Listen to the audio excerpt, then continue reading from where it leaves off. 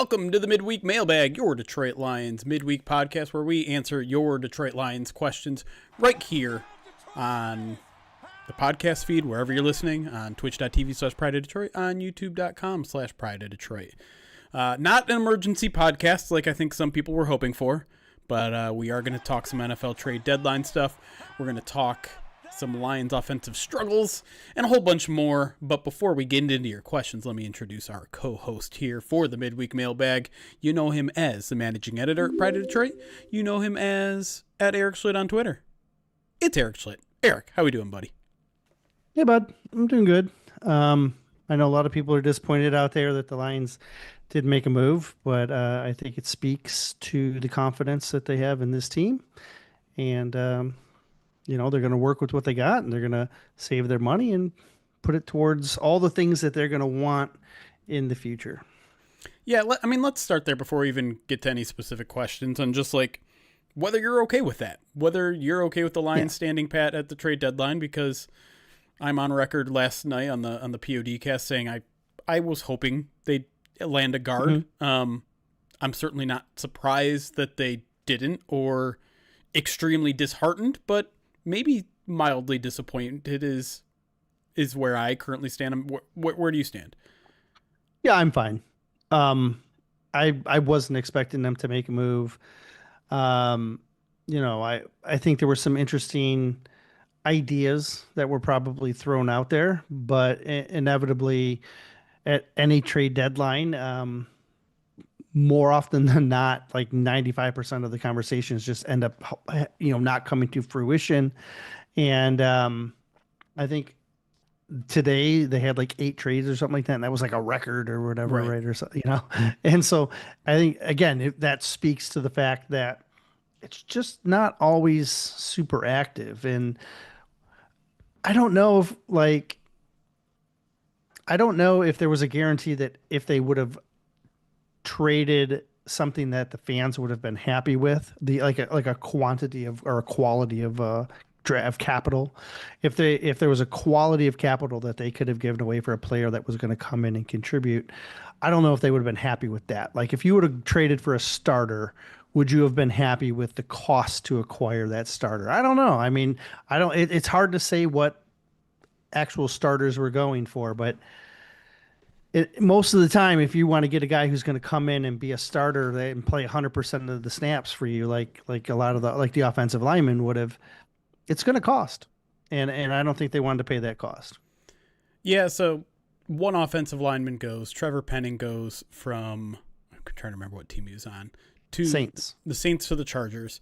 The cost there is extremely low. It's a 2027 6th round pick, so not even next year's 6th round pick, but the year after. But Trevor Penning is also not very good. I know he's a former 1st round pick. He's been playing left guard for the Saints, and I think it's almost certain that he's going to be playing tackle for the Chargers since they've essentially lost both their starting tackles.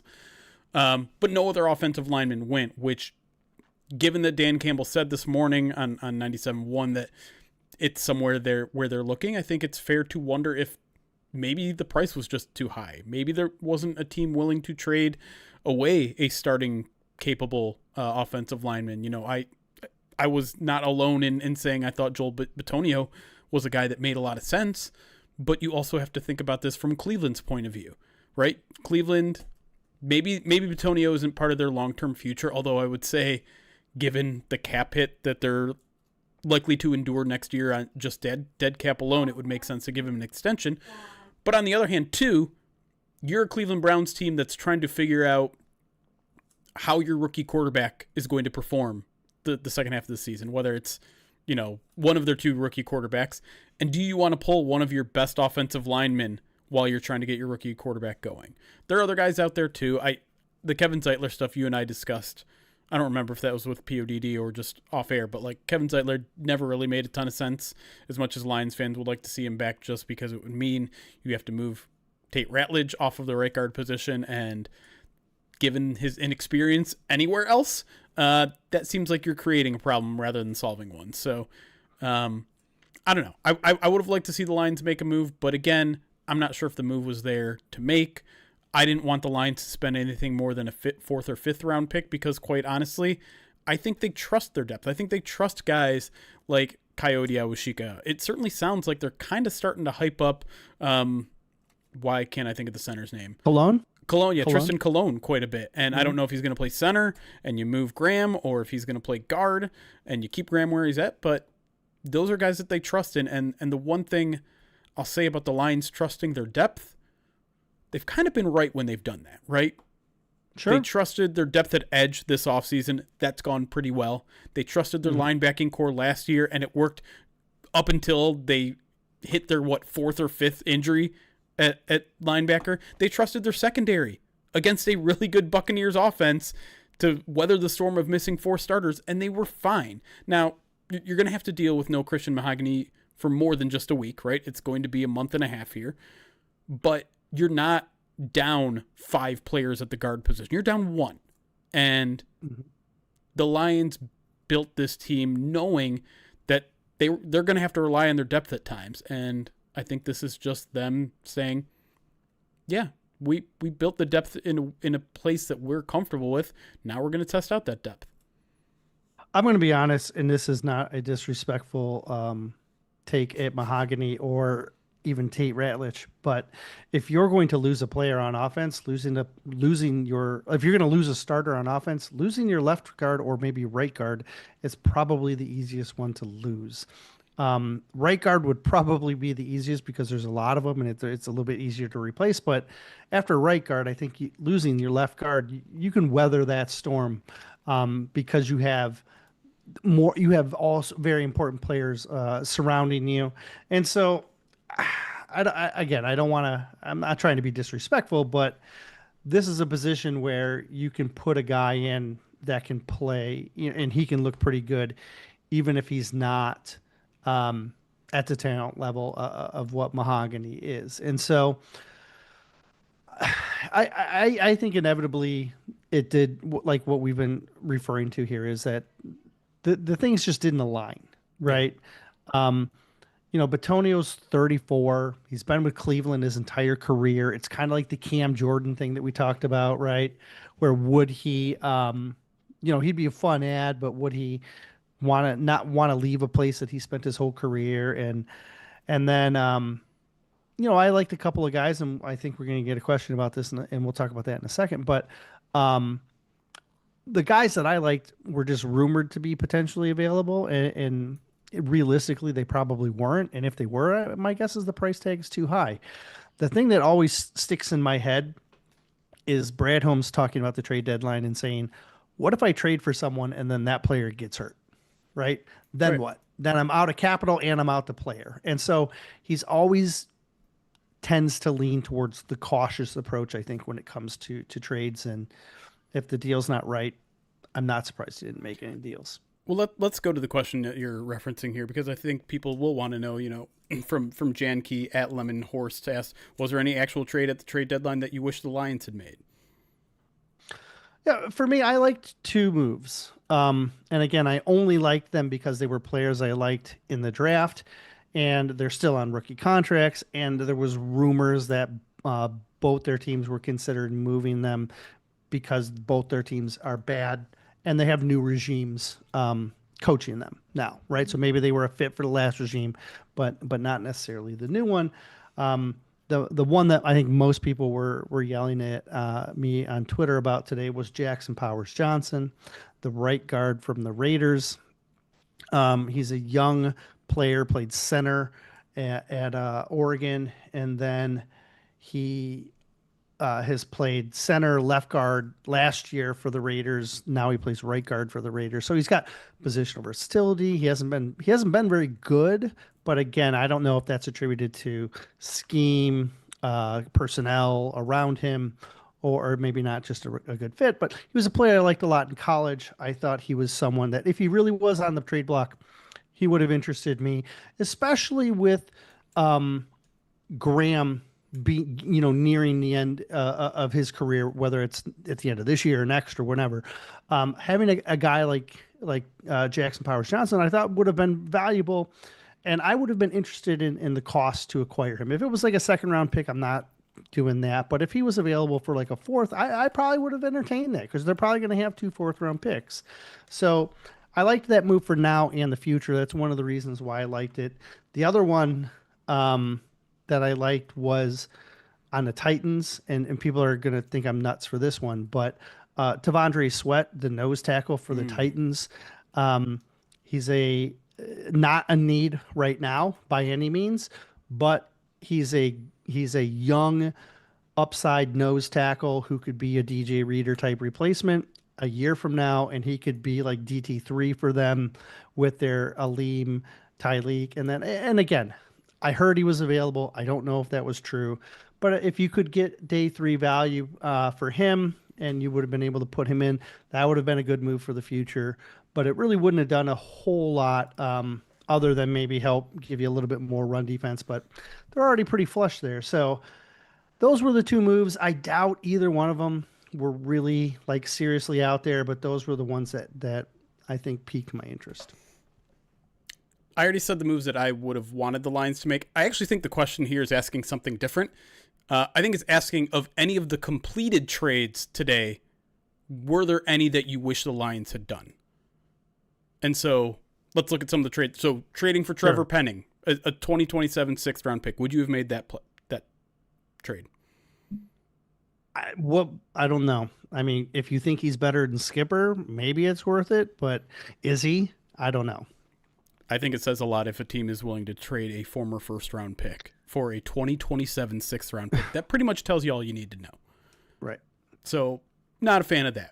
Would you have traded for Quinnen Williams for a 2027 1st-round pick, a 2026 2nd-round pick, and Mozzie Smith? Oh, I don't think I would have done that. I don't know. No. How old is Quinnen? He's 26 or 27. He's still pretty young, well, but like he's also going to cost you $1 billion, and you don't have that sort of money. Yeah, and I'm very against giving up 1st-round picks that belong to Brad Holmes. Right. Trading for Joe Tryon-Shoyinka for a swap of 6th and 7th-round picks. That's closer. That's not a bad deal. But you don't have a need there. Like you. Yeah. Here's the thing. The value is not bad, is what I'm saying. Right. But I'm saying for the Lions. And here's the thing, when you look at all of these trades, it's one of 2 things. It's either a desperate team like the Dallas Cowboys or the Philadelphia Eagles. Yeah, I'm going to throw them in there too, because their edge has been a mess all year. They let Josh Sweat walk. They let a couple other guys walk in free agency because they couldn't afford them. Yeah. They tried to patchwork it with Zadarius Smith. It didn't work. They begged Brandon Graham to come back. And yeah, now they have to go out and spend a 3rd-round pick. Everyone views that as like, oh my God, he's a genius. No, he's doing it because they were in a tough position. You could say the Lions are in a tough position at guard. And I wouldn't necessarily disagree with you, but they're not in a desperate situation at guard.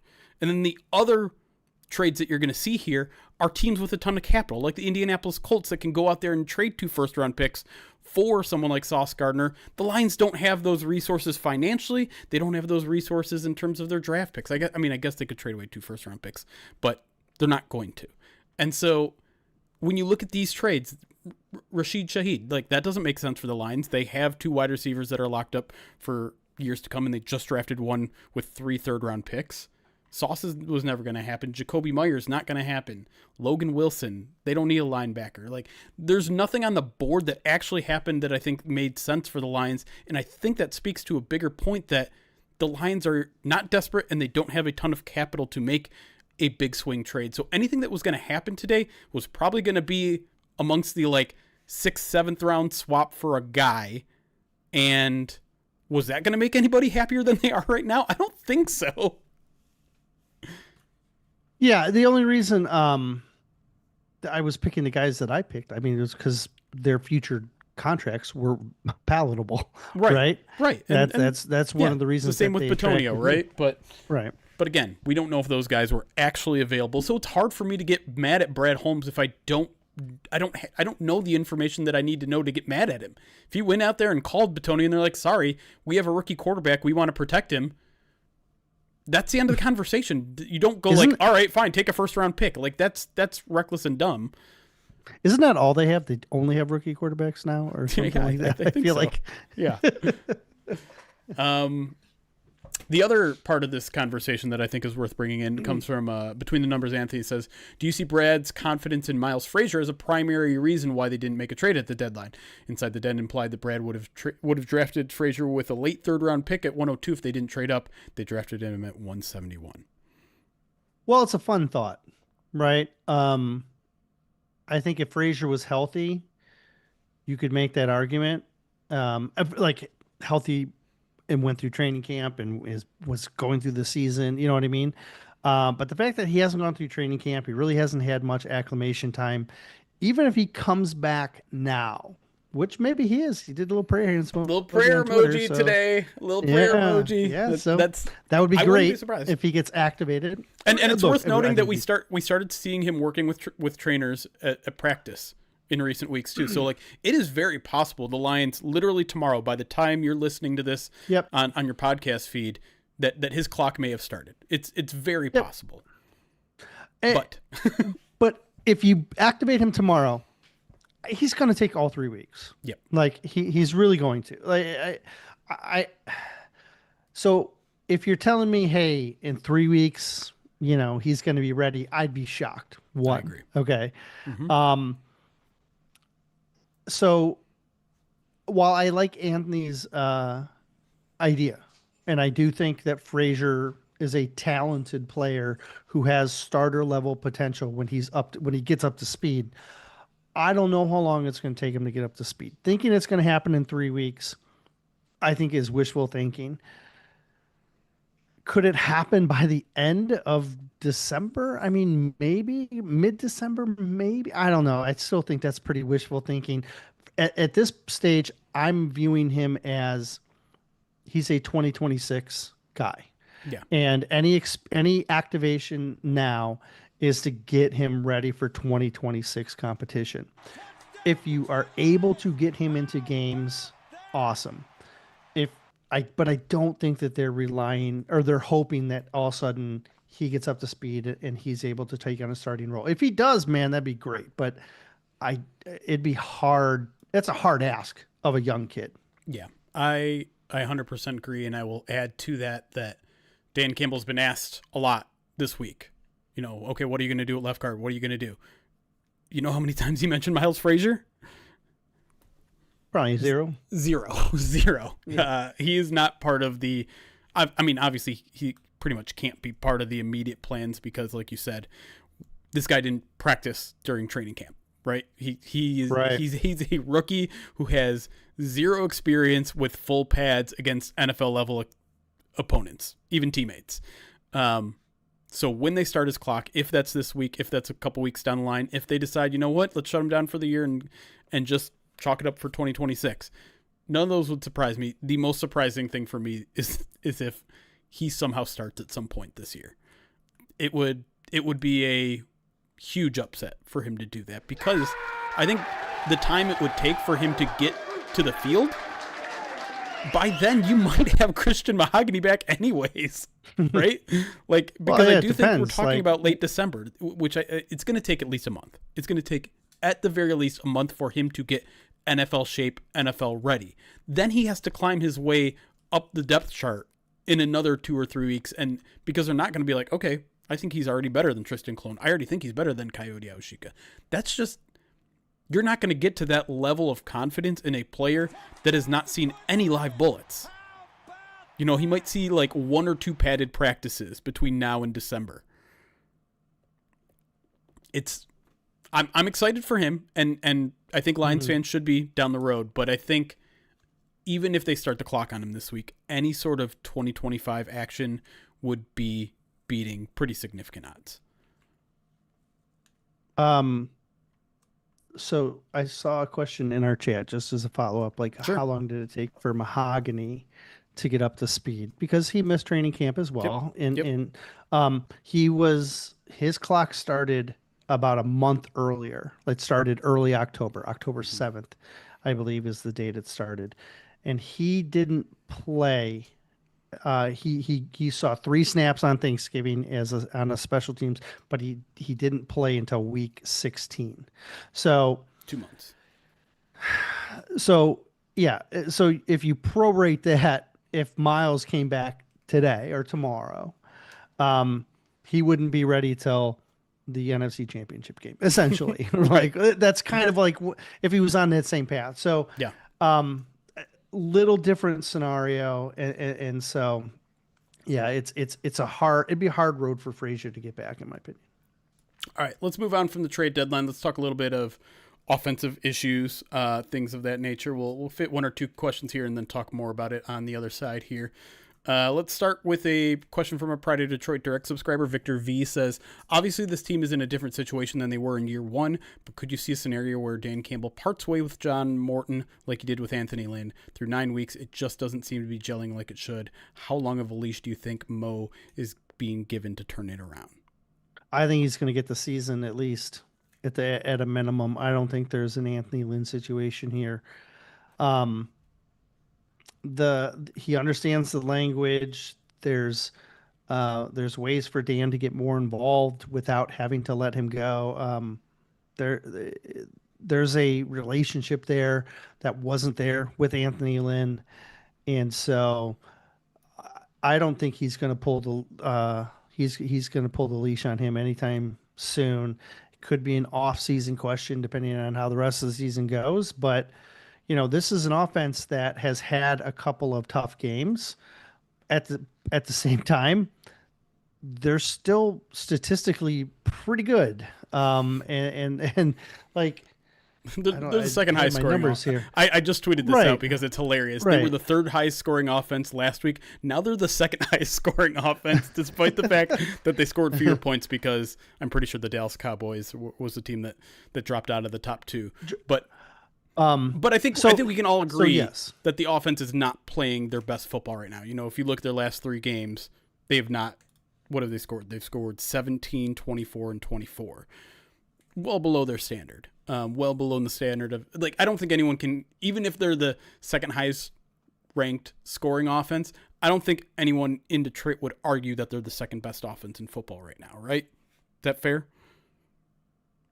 Yeah, I don't think anybody would say that they're that high. Right. And so there's problems. It's trending in the wrong direction right now. Granted, Chiefs, Bucks, Vikings, generally good defenses. I know the Vikings weren't playing good defensive football, but they happened to get a guy like Andrew Van Ginkel back for that past game, and I'm telling you, man, that guy's a difference maker. All you have to do is turn on the tape from that game, and he was a load of trouble for Detroit. But I think you highlighted the most important thing when it comes to the leash with John Morton, and that is experience with Dan Campbell. He is not a new face. He's not a new relationship with Dan Campbell. They've worked together. They know how each other think. They know how each other work together, and they didn't have that with Anthony Lynn, right? That was a guy that Dan Campbell had a ton of respect for from afar, but they didn't have a working relationship. And when the working relationship didn't work, they parted ways. Now, could there be a situation where like what they did with Anthony Lynn, where we're not firing John Morton, but we're saying Dan Campbell's going to take a little bit more of the play calling responsibilities? It could happen. I kind of doubt it, though. And I don't have a reasoning for that other than what I just said. There's a working relationship. There's already a built-in trust there. And I think there's enough success on offense, even though it's not up to their current standard, for them not to overreact to, 2-3 weeks of poor performance. Really just 3 weeks of poor performance. I mean, before that, it was 52 points, 38 points, 34 points, 37 points. I know as we get further away from those games, we forget that the offense can actually operate pretty cleanly, but it certainly needs to get away from its current trend. As we've stepped back from this most recent game, I've tried to gain a different perspective on how this team is operating. And I think about the fact that the Lions have had tremendous success against the Packers and the Vikings over the last 3 years. The Vikings, they had won 5 in a row on, right? And so this was a game that in a rivalry game, things can really flip on their heads very easily.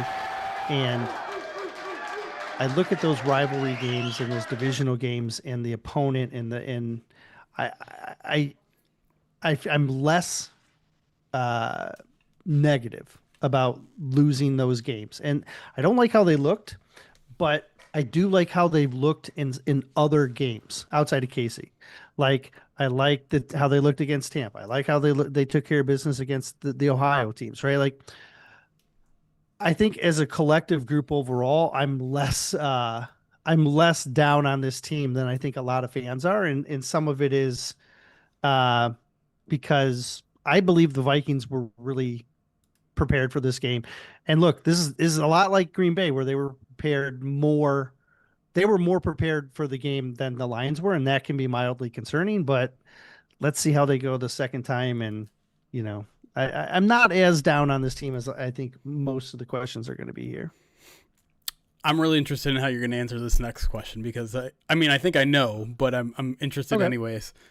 Matthew S asks, "Does Hank Nope, Fraley nope. deserve any scrutiny here?" We're gonna skip Matthew S's Nope. question. We got it. I think it's a fair question to ask. Does Hank All right, Fraley go deserve ahead. any scrutiny here?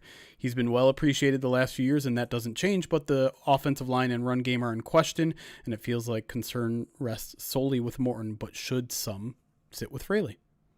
Well, I think it has to because he's the run game coordinator, Yeah. right? And Mm-hmm. that's an area in which you have gone from top five to average to middle of the pack when it comes to efficiency. And so it's he has the title, and with that title comes a bunch of money, and then also a bunch of blame if you regress. And Yeah. so, yes, unfortunately, I do think he has some fault. Look, there are it's not just John Morton. There Yeah. it's Dan Campbell as well. And look, I don't want to like saying anything bad about Dan either because I Of think course. Dan's the best head coach this or franchise has ever seen. But part of that falls on him. There are things that he oversees that aren't working correctly. There are things that Hank oversees that aren't working at the standard that they should be. And I think Hank is an incredible coach, and I've sung the praises for him for years now. But when you put that title on and you take that and you get that raise, the responsibility comes with it. Right. And listen, we find out all the time that there are position coaches that get a raise, get a position change, maybe they become a coordinator, and it's just not a good fit for them, right? And I'm not gonna sit here and tell you right now Hank Fraley for certain is not qualified to be a run game coordinator. But you also have to leave open the possibility that he's a better offensive line coach than he is a run game coordinator, right? I do find it interesting, and I hate that I keep going back to my own question to John Morton last week, but when I asked John Morton about the run game and saying, like, hey, some of the efficiency stats are down, John Morton was like, no, it's fine. Hank's doing a great job. But, like, you notice how he put, like, I'm not saying he's throwing Hank Fraley under the bus. I'm saying that is Hank Fraley's job, is to get the run game going. And if the run game isn't up to the standard that it was last year, then yeah, naturally there's some blame to be had with Hank. And I don't know exactly what he's doing that's wrong or right. That's something that we never really know for sure. And I certainly don't think he's got a problem teaching the players how to do their jobs. But like developing a run game plan, that could be something that maybe he's not as good at. That could be something that maybe isn't as much in his wheelhouse as it was with like Ben Johnson or Scotty Montgomery or whatever. So yeah, I think there has to be some shared blame here. It's never going to be 100% of the pie to anybody, but Hank's got a slice of it for sure. The thing we have to also keep in mind is that the talent level on this offensive line just isn't what it was last year.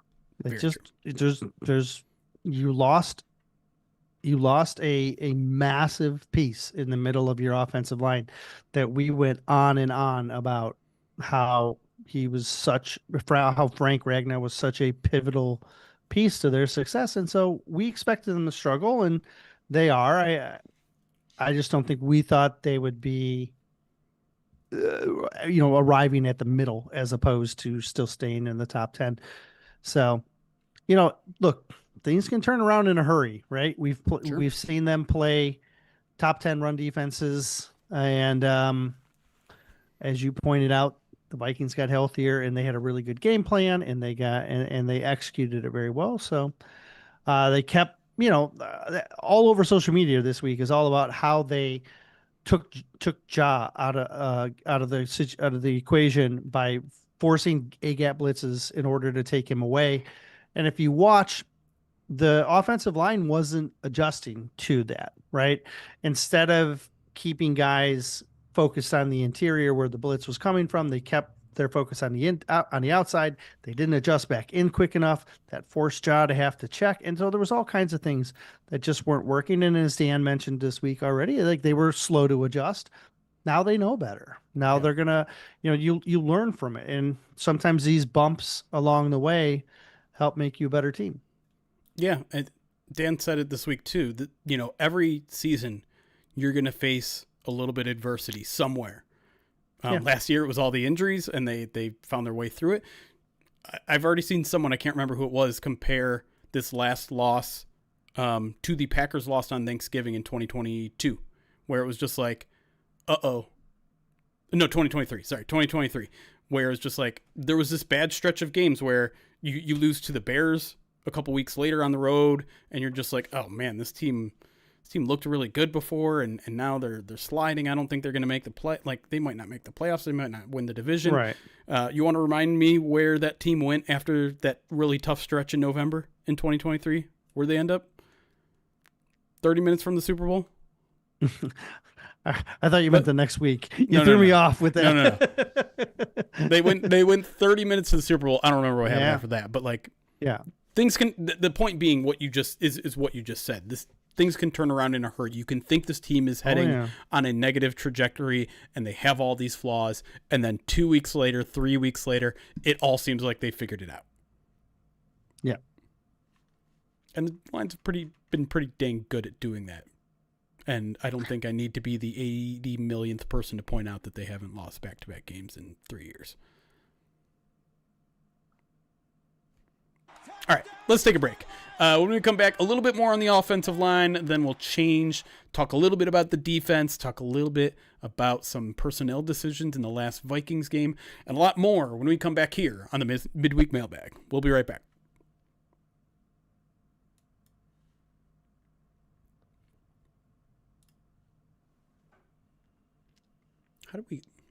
Why are we switched on this screen? That's weird. No, we're in the right. And the things are way off too. What the heck? Hold on, guys. You go over there. Sorry, you're going to have to hide off screen for a second. Huh. That's weird. It wasn't like that when we did our mailbag for PODD.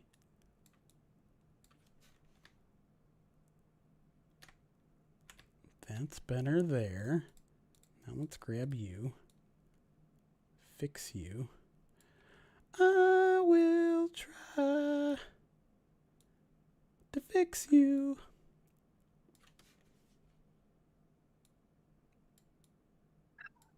Uh-oh, we're overlapping.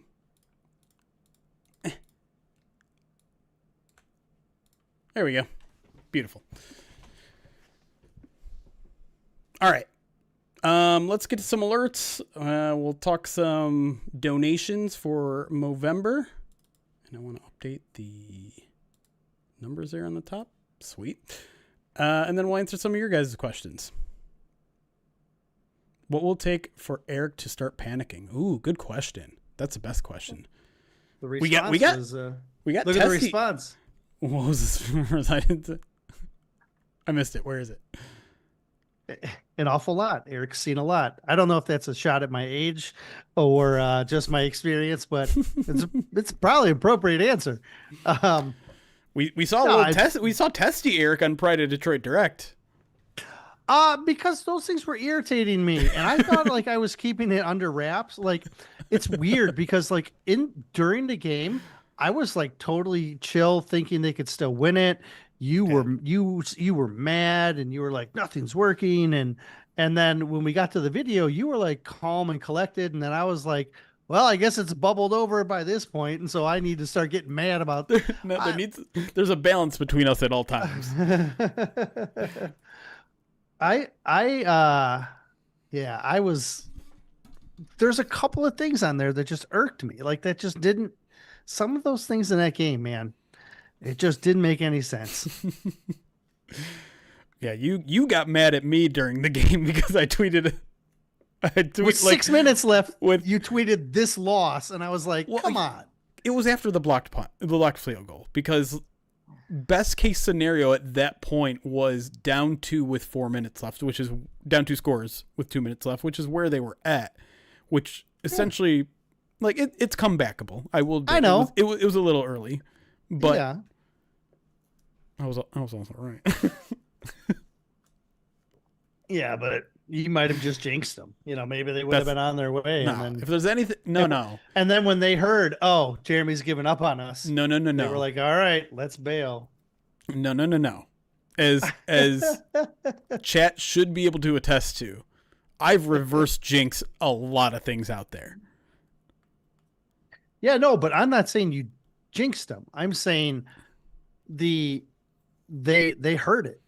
And they felt it. You just Aiden Hutchinson's there. He's just like, what did Jeremy just tweet? I think Morton's in the booth, and they got the Twitter up next to his play sheet, and then he looks at it and he goes, "Oh man, I've lost Jeremy." And then he deep sighs. Well, you know all about that. Puts his head in his hand a little bit, and then he just stopped making play calls. That's why they look so bad after that. What do you mean? They went down and immediately scored a touchdown. The offense did all they needed to do after that point. Maybe he was mad at you then. Maybe you should have tweeted earlier. You're not making any sense. It's almost like this theory of yours makes zero sense. It's my theory. It revolves around one simple fact. It's my fault. Yes. Yes. All right, let me get to some alerts here. Lions Blood, thank you for the 51 months subscribed on Twitch, says it's Brad no longer cooking, but door dashing instead. No, I feel like door dashing is trade. Like that's what a trade is. It's like, hey, you go bring me stuff. Cooking is the draft. It's like, let me grab the ingredients that I want and develop that into a meal. Door dashing is a trade deadline move. Am I taking this a little too seriously? A little too literally? I think so. I think you made a good joke and you've ruined it. Amazing metaphor. You're wrong again. John Johnson, 13 months subscribed to the channel. Fanport Lord, thank you for the follow on Twitch. Wizard, thank you for the 56 months, says, how dare Holmes not trade for anyone today? Totally nullifies everything he's done for the Lions. Firebrad Holmes, I'm for reals. Listen, I've been a little bit snarky online today. I don't want to be too snarky because I consider myself among the people that wanted them to make a move today. I wanted to see them make a trade for the guard, but I think my snarky tweets were trying to provide a little bit of perspective that there's at least a half a dozen legitimate contenders out there that did not make a move today, or if they made a move during the trade deadline period, which you can extend a couple weeks out, they were for these 6th, 7th swap guys for depth players or guys that are not particularly good, that aren't really needle movers. We really only got 2-3 blockbuster trades, and 2 of them went to the Dallas Cowboys. And if anyone in this chat, whether in YouTube or Twitch, think that the Lions need to operate more like the Dallas Cowboys, I think you're in the wrong place. Because we're not... Oh my God, I said 6-7. You've ruined me! I said it earlier, and my 5-year-old caught me. And I was like, yeah, I'm like, you're not allowed to hang out with Harper anymore. But yeah, listen, the only team I think you should be jealous about at the trade deadline is maybe the Indianapolis Colts, because their offense is awesome and they just got the best cornerback in football, but there's no way the Lions could have ever made that trade. So I don't know. The Howie Roseman stuff needs to chill out. I know he is the best general manager in football. Like, I'm not going to not deny that. But acting like getting Jalen Phillips is like this amazing, how did he do it move? I don't see it. I don't think he's that great of a player. He wasn't a good fit here in Detroit. And like I mentioned at the top, I feel like that move was made more so out of desperation than anything else.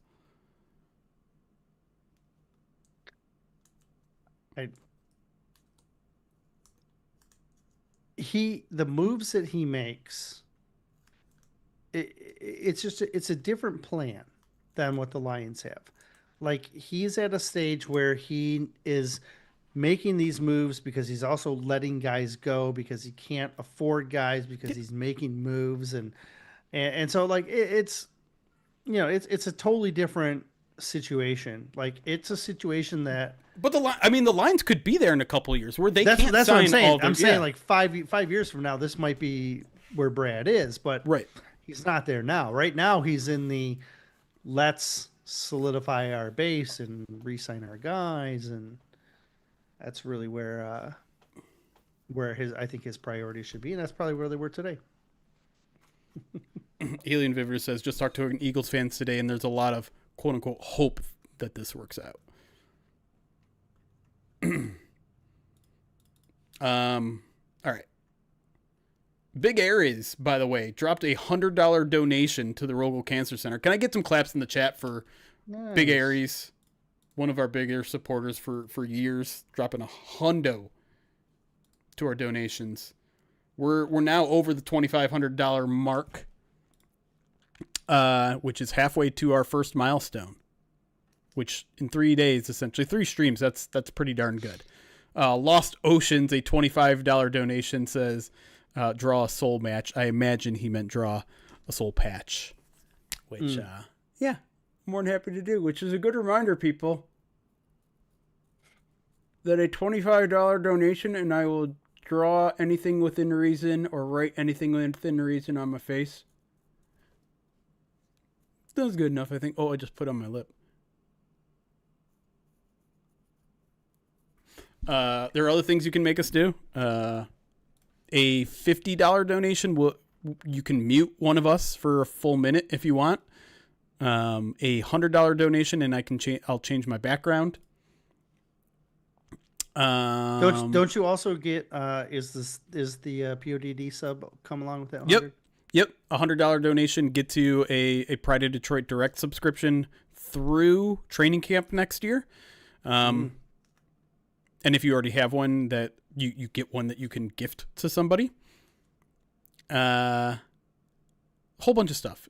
Let me throw the link in chat in case you don't know all of the awesome stuff that you can get with donations. And in case that wasn't made clear, we're raising money for the University of Michigan Rogel Cancer Center, a center that offers both treatment and research for cancer. And I should also say this. After last night's POD cast where we took glee in a clip from Tony Romo, I will say this, that a $250 donation gets you a special alert that has never before been heard on the Pride of Detroit stream. And I'm not 100% sure that it's actually going to work, but I did set it up and I tested it within Streamlabs. I didn't test it with a $250 donation though. So if anyone wants to test it out, just throwing it out there. And on top of that, what is it? A $500 donation gets you a Pride of Detroit hoodie, which we've never sold. We've never sold Pride of Detroit hoodies. It's just a hoodie with the Pride of Detroit logo with the mustache too for Movember and I know we've had some issues in the past with distributing certain clothing and things like that. I'm doing this myself. I'm going to make the shirts. I'm going to send them out. I'm going to make sure that they're good quality. So if you're interested in some hoodie merch, $500 donation will do that to a good cause. I haven't decided on the color. This is what I liked, just like a black hoodie. Oh, you guys can't see that, sorry. But, I'm very much willing to work with whoever gets it. And yeah, if you want a certain color, I think we can work with it. I'm willing to make it happen. Q note, 11 months subscribed to channel says, isn't it weird that the Lions on other teams scheduled is viewed as a revenge game? Packers week 1 and Vikings last week certainly felt like that. Yeah, I kind of alluded to that. Yeah. We were going live. They've been getting kicked around for a couple years now, so they certainly seemed like they had a good game plan. And look, that game plan to keep Ja in was smart. Very smart. Flores is no dummy. You know what I mean? The Lions have just got the better of them 4 times in a row. The frustrating, it's true, which is, I mean, the only team that seemingly was capable of doing that, and maybe some of that was Frank, maybe some of that was Ben, but I also, it was just, to me, it's frustrating going back and watching the tape and seeing them run the same cross linebacker blitz up the middle, drop your edge into coverage, and them just not having an answer for that. Like, zero answer for that. And the thing is they had it. They had the answer, but they didn't adjust it, right? Because they way too often they were doubling outside and then not kicking in early enough. And even when because they were showing like they were stacking outside guys to threaten that outside blitz, and so that's when they were making those calls, and then Ja was having to get the middle. And then they would drop 2 of those guys off, and then they would leave you 2 against 1s on the outside, and then 1-on-1s in the middle. And you have to play inside out. You just have to. Yep. When you're on the offensive line, you have to. And so the way they should have started blocking, trying to take care of inside and letting Ja just worry about the outside guy. Oh yeah. Big hairs. If I get a background change, can I get a lovely interior shot of Ford Field? Sure. Here you go. Is that what you meant?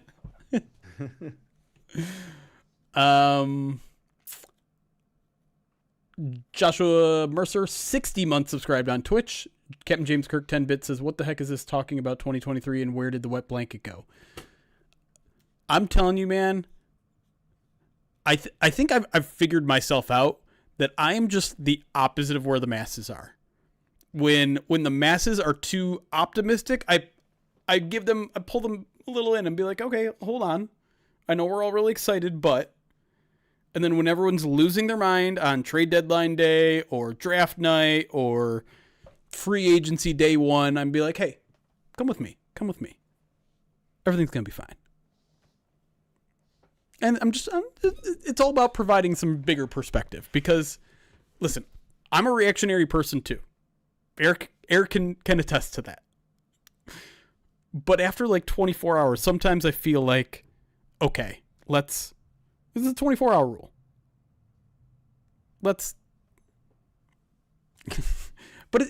it is a little contrarian, I'm not going to lie. But it's not like, I don't think I'm faking it. I think it's what I truly feel because I'm much better at recognizing everyone else being reactionary than recognizing myself being reactionary.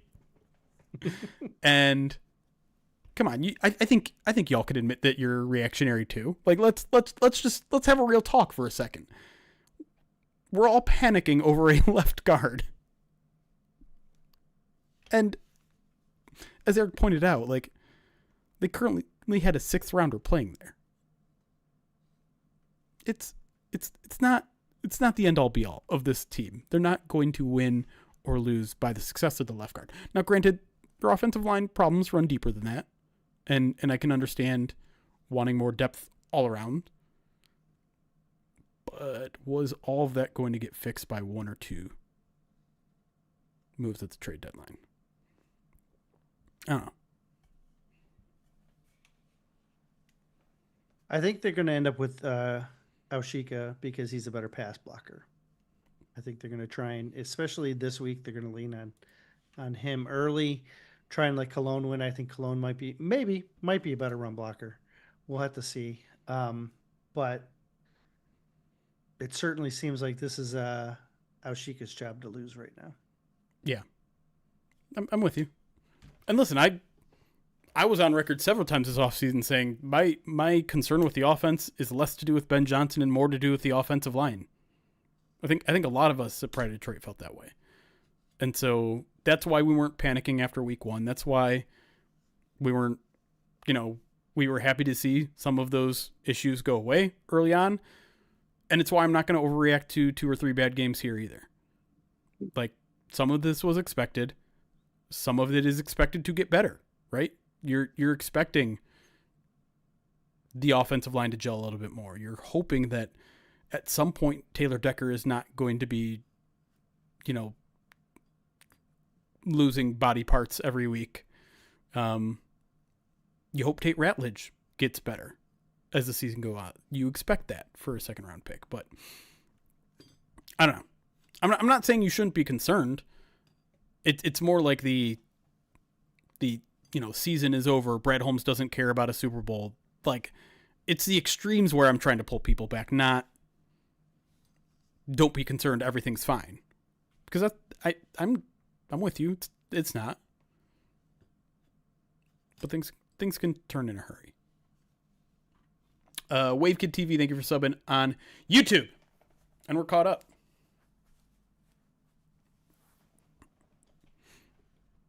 I really thought someone was going to donate $250 to hear that alert. I'm a little disappointed. It'll come. I don't want to hurry it.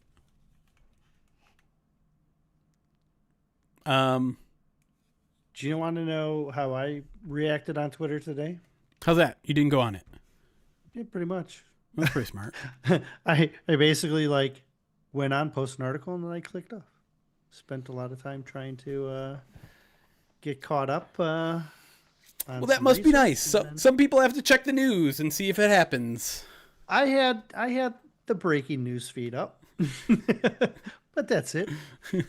And so if you sent me a question on today, I didn't pay attention. I apologize. It was not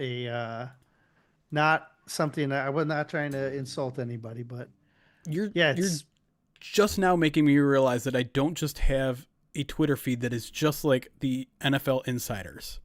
Don't? I don't. It's right next to, I have a Lions feed, dead middle, and breaking news just to the right of that. I'm an idiot. I need that.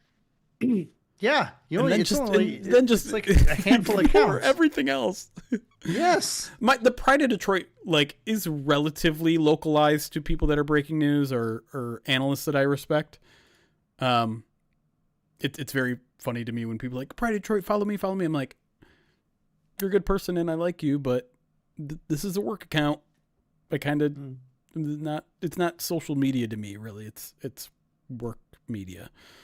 And also your life isn't going to change if I'm following you. I'm sorry. It's not. I don't know if you think it is or what, but it's not.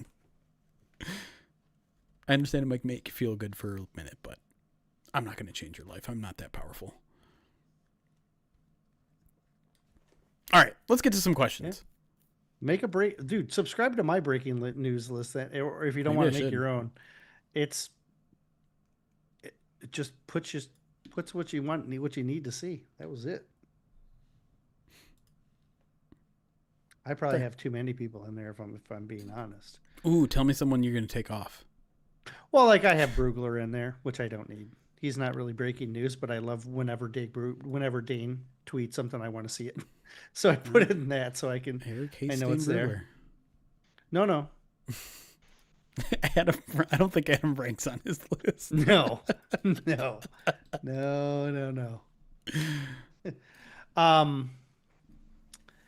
I mean, there's a couple of people that are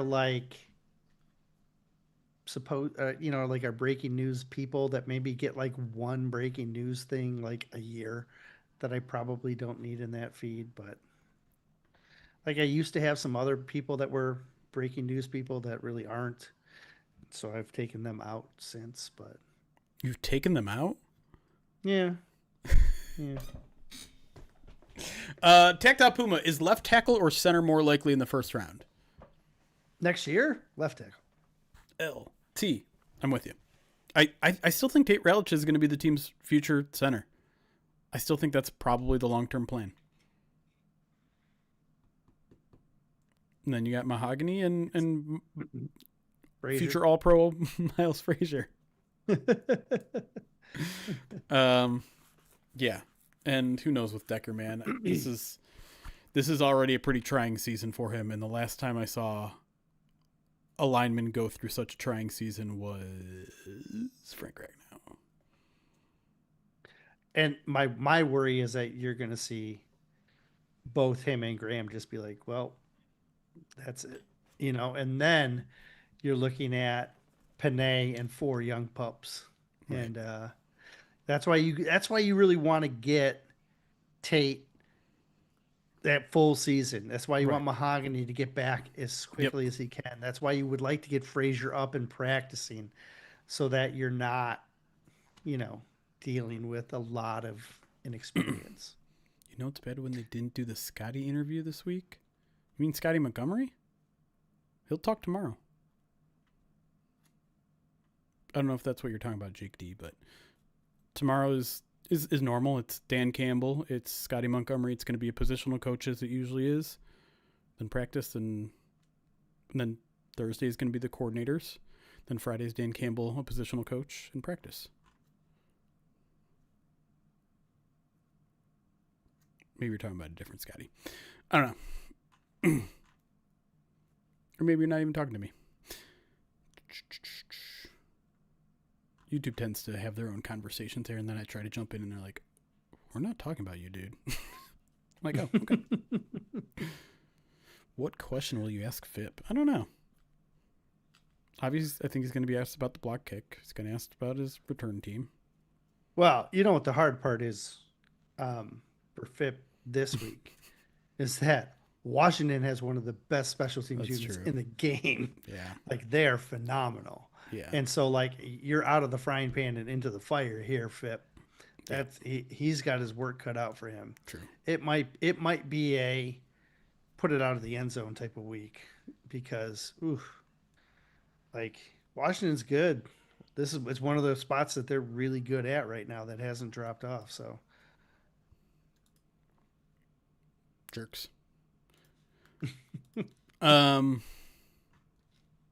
McCaffrey did break his. Did you see the? You edited my piece on their injuries.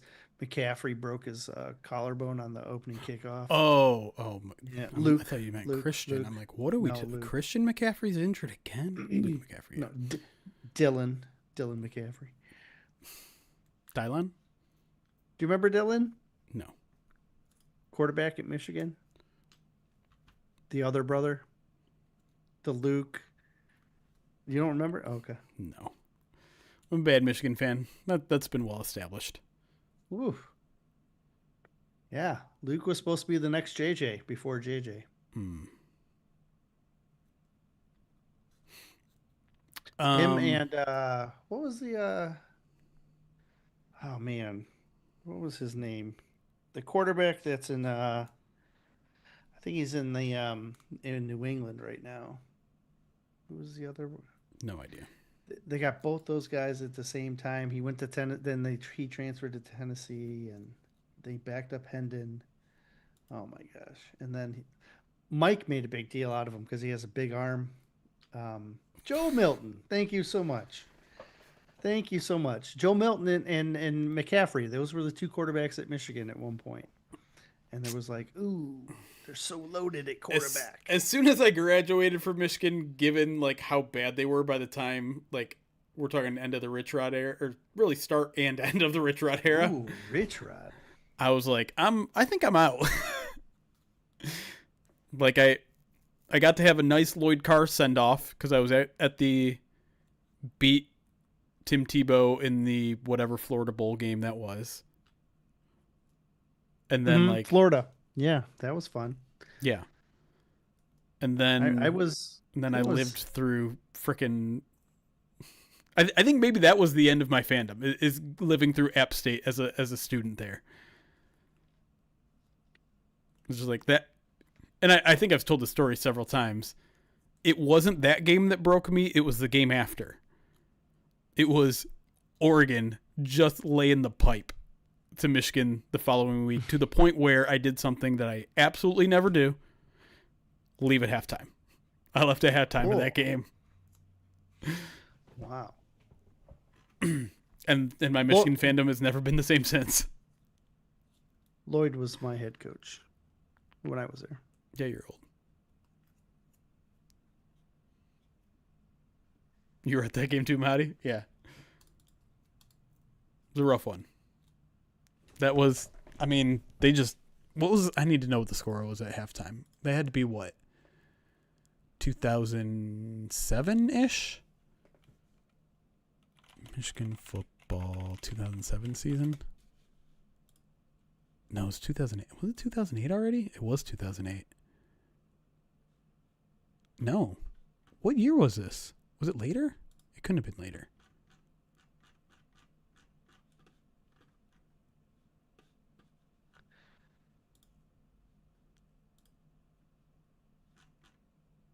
Oh, it's 2007. It was 2007. I was right first. It was the final score was 7-39. What was it at halftime? It was it was 32-7 at halftime. All right, sorry. I went down the rabbit hole. Can you talk about defensive line snaps? That is going to be one of our questions in the second half, Alien. So I will pocket that one for now.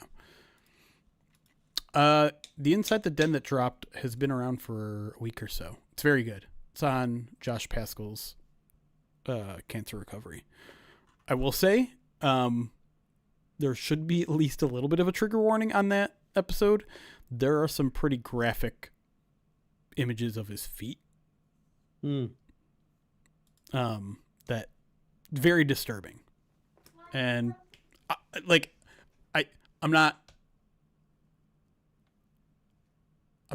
criticizing the lines for putting those in there because I think it's necessary to, because I don't know, you think of cancer in the foot and you're like, oh, what, you just like cut off a little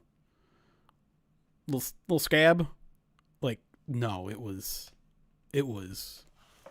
whew, a lot. And I think you appreciate his rehab and recovery a lot more by seeing it. But if you're squeamish about that sort of stuff, just be warned. There are some pretty graphic images in there.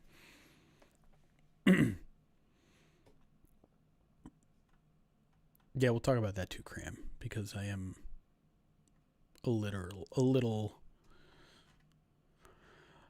I'm starting to get a little concerned about the run defense.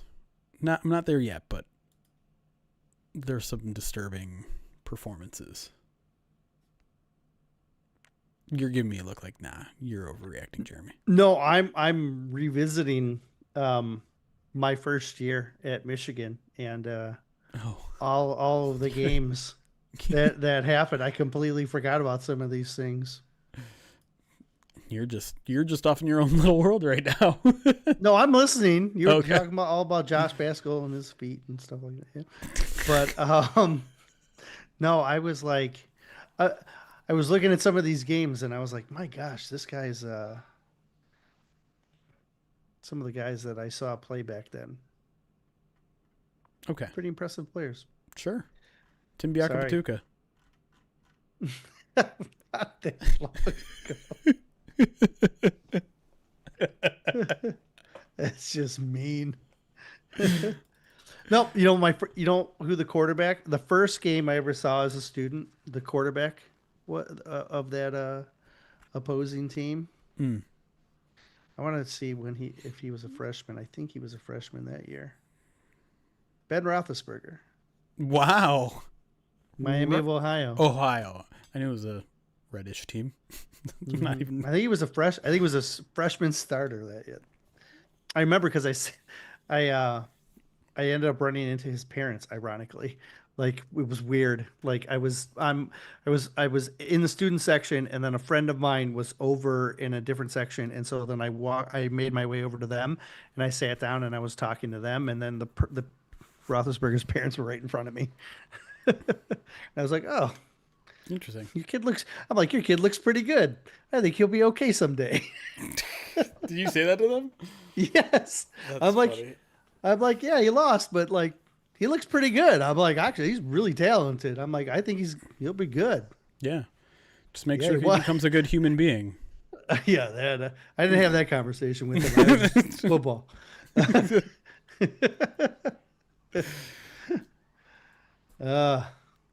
You could have saved him in that moment. You could have saved him as a person. What I remember most about my season was Dallas Clark. Remember? What'd you read? Alien, you have to get the microfiche to see the images of the game. It's not that old, man. Jeez. Oh yeah, let's talk about we've had a couple of questions about the Giants. I want to talk about that too. Yeah, just for funsies. But you can finish your ancient Michigan team story if you want to. No. I'm done. It's okay. Fine. Also, St. Bob, with 29 months subscribed on Twitch, says, quickly, since he's not even on our team, with Penning fetching a 6, would he have been a fit, and would that compensation been fine with you? Eric, did you like him coming out? Sorry if it's been asked. Got out of work after you all started. We talked about it briefly during the actual segment. I can't say I'm particularly familiar with this game. I know the PFF grades are bad. I personally think if a team is trading a former first-round pick for not just next year, but the year after that sixth-round pick, that probably tells you all you need to know. I remember he was a small school guy, but I don't remember what small school he went to. And so, like, I remember I didn't watch a lot I don't remember watching much of him, so I don't think I knew a lot about him. So I really can't say. Let me look up. He went to Northern Iowa. Yeah, there you go. I'm gonna be honest. I probably didn't do a lot of scouting on him. This was 2022. Yeah, the Lions would have already had Decker and Panay, so I probably would have been light on scouting offensive tackles that year. So, yeah, I don't recall a lot. Obviously, he's good, but or obviously he was good to go 19th overall, right? Yeah. But But there's a fair amount of projection there, right? If he's playing at Northern Iowa, he's not going up against 100%. Great talent. Yeah, I just don't recall a ton about him. Yeah, no, I wouldn't have been focused that heavy on tackles that draft. It is interesting that he's probably going to play tackle with the Chargers, but he's only played left guard this year. And I didn't check previous years. I don't remember what he was playing. Played right tackle the year before, left tackle the year before. So, like, versatility, but is he actually playing well? Yeah. The PFF grades are not kind outside of his rookie season. I'm not trying to hate on Northern Iowa. I just don't get a lot of their film. That's all. If you get Northern Iowa film and you got an NFL prospect, well, we've got a hookup now. Lost Ocean went there. Get us the Northern Iowa tape, Lost Ocean. As long as there's someone that's draftable, tell me who. Versatility equals he kept getting demoted from left tackle to right tackle to left guard. I mean, you're probably not wrong, right? Release the tapes, Lost Ocean. That's all we need. Austin did redeem a impromptu list cast. Are you still here, Austin? I didn't see what you are still here. What did you say what it was? And I missed it? I always miss the list cast requests.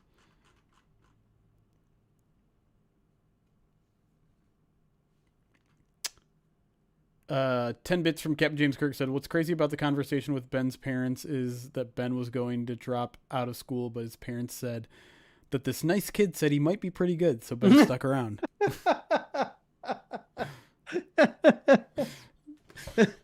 You're responsible for a Pittsburgh Steelers Super Bowl. Did you know that?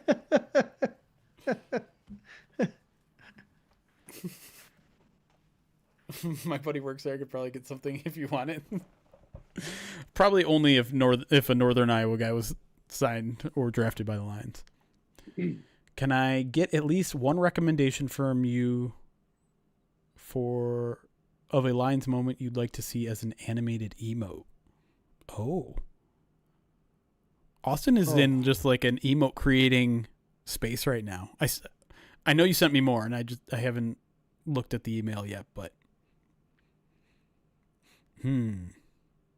What can, like, is it just like certain profiles? Like, does it have to be like zoomed well, in on something, or like obviously ideally I can yes, see. because of how small they are, right? It's a very Right. small image. So like even this Amon Ra that's like it's kind of hard to tell what that is. Right. Right. The Superman moment Right. is probably that'd be the best, but because I don't know. that'd be hard. It's two guys, right? Yeah. As well. So, um, all their turnovers have been them stealing the ball from other people. So that's not that's apparently all the it has to like be a But I'm facial saying like a facial expression is the best. Yeah. Okay. How about nope, I don't know. I feel like there was a sideline interaction. Oh, David Montgomery. David Montgomery from the clip where they were doing the spider in the box thing when he did the That's not bad. That's not bad. That's it, right? Like the spider in the box demo fake or Montgomery for the Nolan thing where he turns and smiles like the big it's all David Montgomery related apparently in my head. Yeah, either of those two. Montgomery's been a ham this year. It's true. Been real good with that. Real good with that. The Hadouken celebration would be pretty cool. Like if you could actually like put the Hadouken in there too. Like that almost feels like maybe you could make two emotes. But I don't know, that seems Aggressive. That seems like a lot of work. Yeah.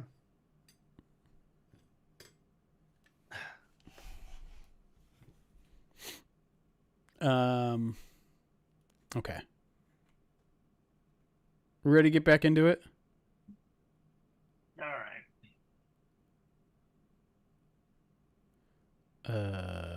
Okay. Let's get back into it. Pew.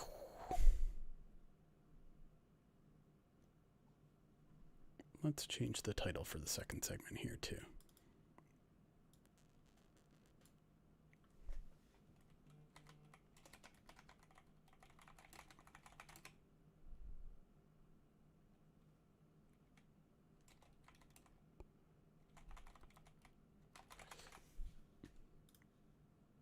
Sure.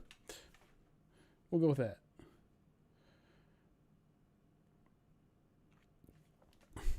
John, stop texting me and start watching my streams. I know you're not watching because you're texting me. All right, here we go. Where's my question list? I should probably have that on the ready. There we go. Who we starting with? Mike K? Mike, yeah. Okay.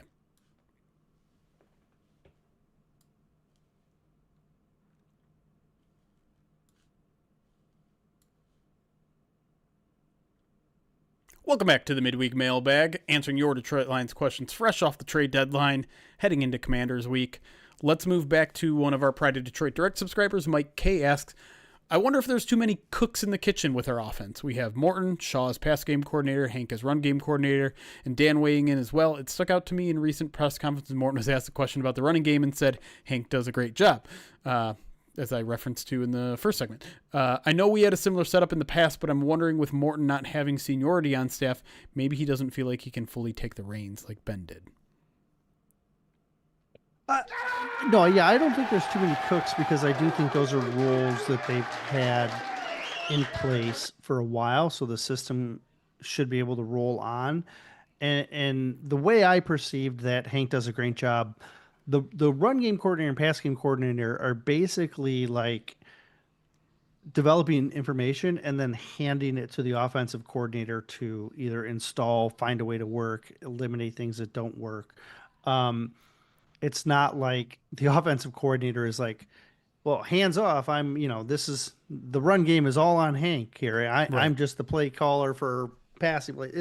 It's all a collaborative mixture. And so, you're getting input from David Shaw and input from Hank Fraley, and then Morton is the guy who's taking his own input, and then he's supposed to oversee and be able to lean on those guys when he has questions or wants perspective on it. So I still think there's a clear hierarchy. Even though he hasn't been in the building as long as Hank, I think it's very clear based on his role of where he falls in that hierarchy. And so I'm not worried about it being oversaturated with voices.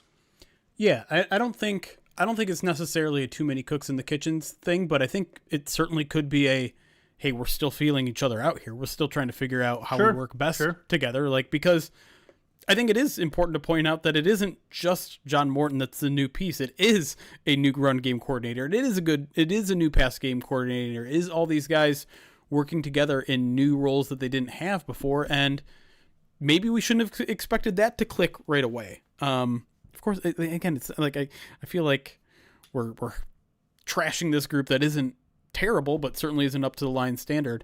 And I don't know. I think when you have so many guys at new positions, it's just naturally going to take a little bit of time. And do you wish they would have figured some things out by now? Yeah, of course. But there is a certain, not necessarily dismantling of what they were doing before, but you had Ben Johnson running the show for 2.5 years. And so it was, a pretty well-oiled machine by the time he left. And so there is going to be a refractory period, for lack of a better term, where, you have new guys, you have guys that have to settle in, have to figure out what they do best, what their collaborative process looks like at its most ideal. And you're hoping by now they're figuring those things out and you'll see it on the field. But also, like, maybe it's just the offensive line trying to figure some things out too. Like, sometimes I feel like we're looking for complicated answers to simple questions. Like, I don't want to throw this in with necessarily the same thing, but it's amazing to me how many people are just like, John Morton needs to come down from the booth. That's going to fix everything. I'm like, but why? Explain that to me. Explain how that works. Because I don't think it matters. That's one of those things that I don't care about. I don't care if you're in the booth. I don't care if you got boots on the ground. You got plenty of offensive coaches that we just listed off that are capable of coaching the players and telling players what they want. That shouldn't be an issue to me. I don't know. My mini rant there. All right. Next question here comes from Connor G. From Pride of Detroit Direct says, despite an average offensive line in a run game that ranks just 24th in DVOA, the Seahawks have been one of the most league's efficient offenses, 4th overall and 1st in passing DVOA. They're achieving this with Sam Darnold under center and a weaker receiving tight end group than the Lions. Do you think the Lions' offense would improve more by leaning further into the passing game rather than to rediscover the identity as a run-first team? If they're concerned about reducing touches for Gibbs and Montgomery, they can always design plays to get them the ball through the air. Yeah, I certainly think there's going to be value to that this week. This is a week where you should have some advantage trying to attack them, this Washington team in the air. It'd be nice to be able to establish a run game, and they're certainly not going to be able to walk away from it. But if instead of being balanced, like going into the bye, like I don't know if you noticed what their run pass play distribution was, but it was like 203 to 206 or something like that. Yeah, like even. it was crazy even. Whereas there are going to be games when you're going to want to lean more onto the pass. And I think this upcoming game is going to be one of those good situations where you're going to want that. As far as do you need to do it every week type of thing? I just I don't know if that is a conducive winning style, because then you become a little bit more predictive, and you're going to eventually run into a team that has a good secondary. And so, like, I still enjoy the approach of being flexible and trying to skew your offense to adapt to the opponent. At the same time, I would like to see them push the ball a little bit more in the passing game. And he look, at the beginning of the season, he talked about how he wanted to go vertical, and we haven't really seen that come to fruition. Right. I know the desire is in there to push the passing game, but I do wonder if they've maybe settled into a rhythm where they've become, okay, we're in this situation. This is where we usually run. I'd like to see more outside of the box thinking, and try and try and come at this, approach the game from a few different perspectives, and maybe open things up and energize the offense a little bit.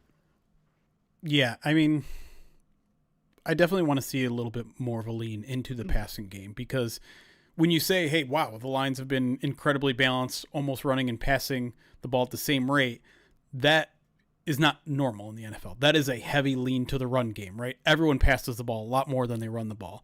And when you look at things, I mentioned this on the POD cast the other night, when you look at things at like second and long rush rate, the Lions are by far number one in rush rate.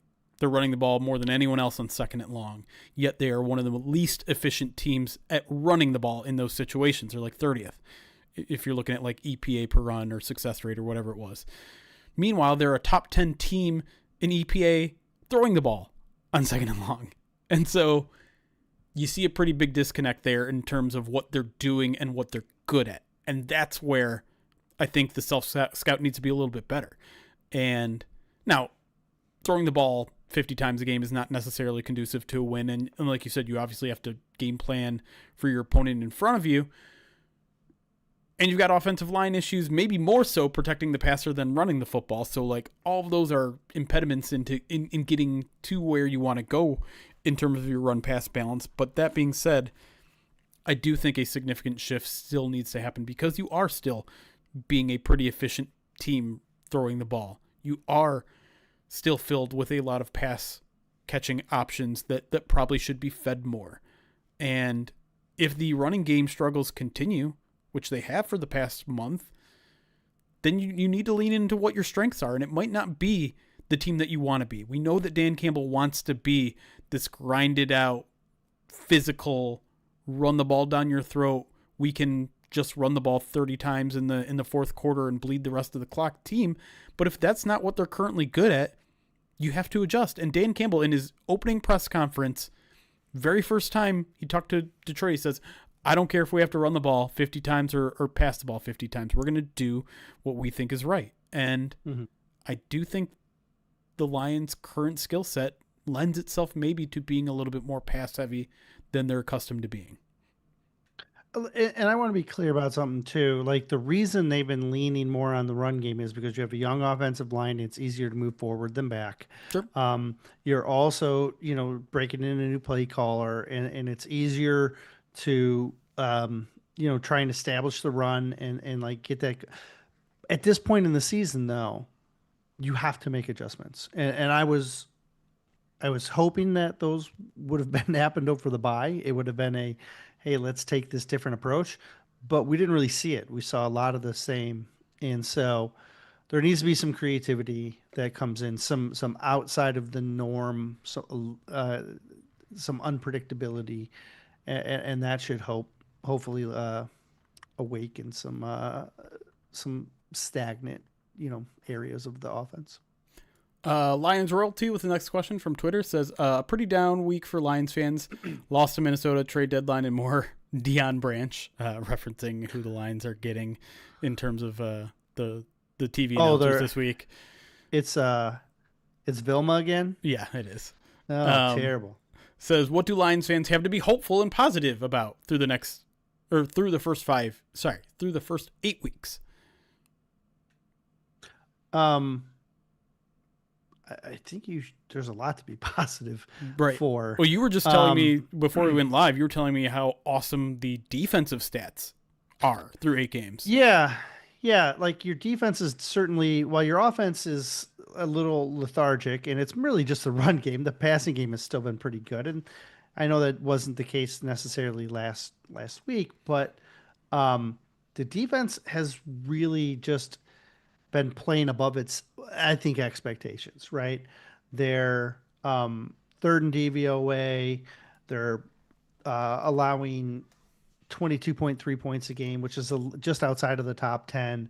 But in yardage, they're top 10. In yards per play, they're top 10. In EPA per play, they're top 5. In third down conversion rate, they're just outside of the top 10. In fourth down conversion rates, they're sixth best. It's just the numbers are really positive, right? And it's not just like it's one like area that they're doing well. You're showing well in a lot of different areas. The passing or the pass defense has really shown up lately. Starting with that Bucks game, I think was a really good example of it. They're still reaping the benefits of that. And while their running game was certainly put on its head against the Vikings, before that they'd been pretty stout and they had good game plans. And you know, you missed gaps, you didn't set edges right. Those are things that they were doing pretty consistently through the first 7 weeks.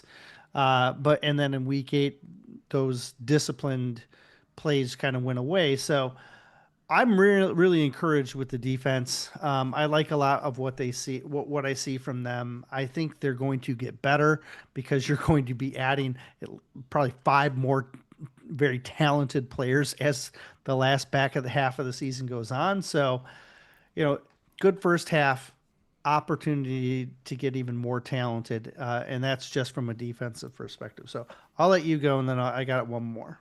Do you know where this team ranks currently in sacks created? I haven't got there yet, but I know they were in the top 5 before. Second. They're second right now. Yeah, there you go. The Broncos are way ahead of everyone. They have Right, 40. right. The Lions are at 28. No one else. Everyone else is 27 or less. And it's not just sacks, right? It's like sack rate, and if I'm not mistaken, is up there, and then pressures, and it takes time to get there, but the pressures are getting there, and when they get there, they're getting home too. And that's what they want. They want that marriage between coverage and sack. And I think if you look at like PFF grades, I think they're top 5 in both pressure grade or pass rush grade and coverage grade. Mm-hmm. That is how it's supposed to work. They are 5th in coverage grade, 72.0, and pass rush, they are 3rd at 85.3. The only thing that they're, from a statistical standpoint, that they're really bad at is ESPN's pass rush win rate, because it focuses so solely on quickness to the passer. Yeah. And that is a scheme philosophy to not have that.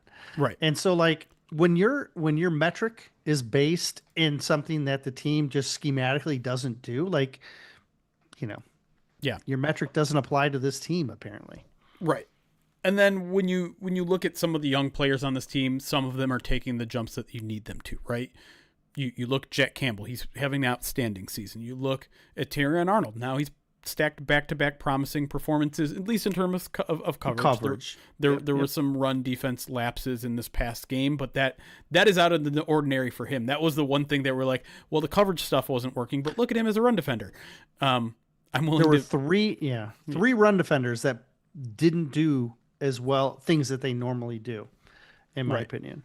Terrion being one. And then, like, moving to the offensive side of the ball, there is promise there too, right? Like, you still have Sam Laporta,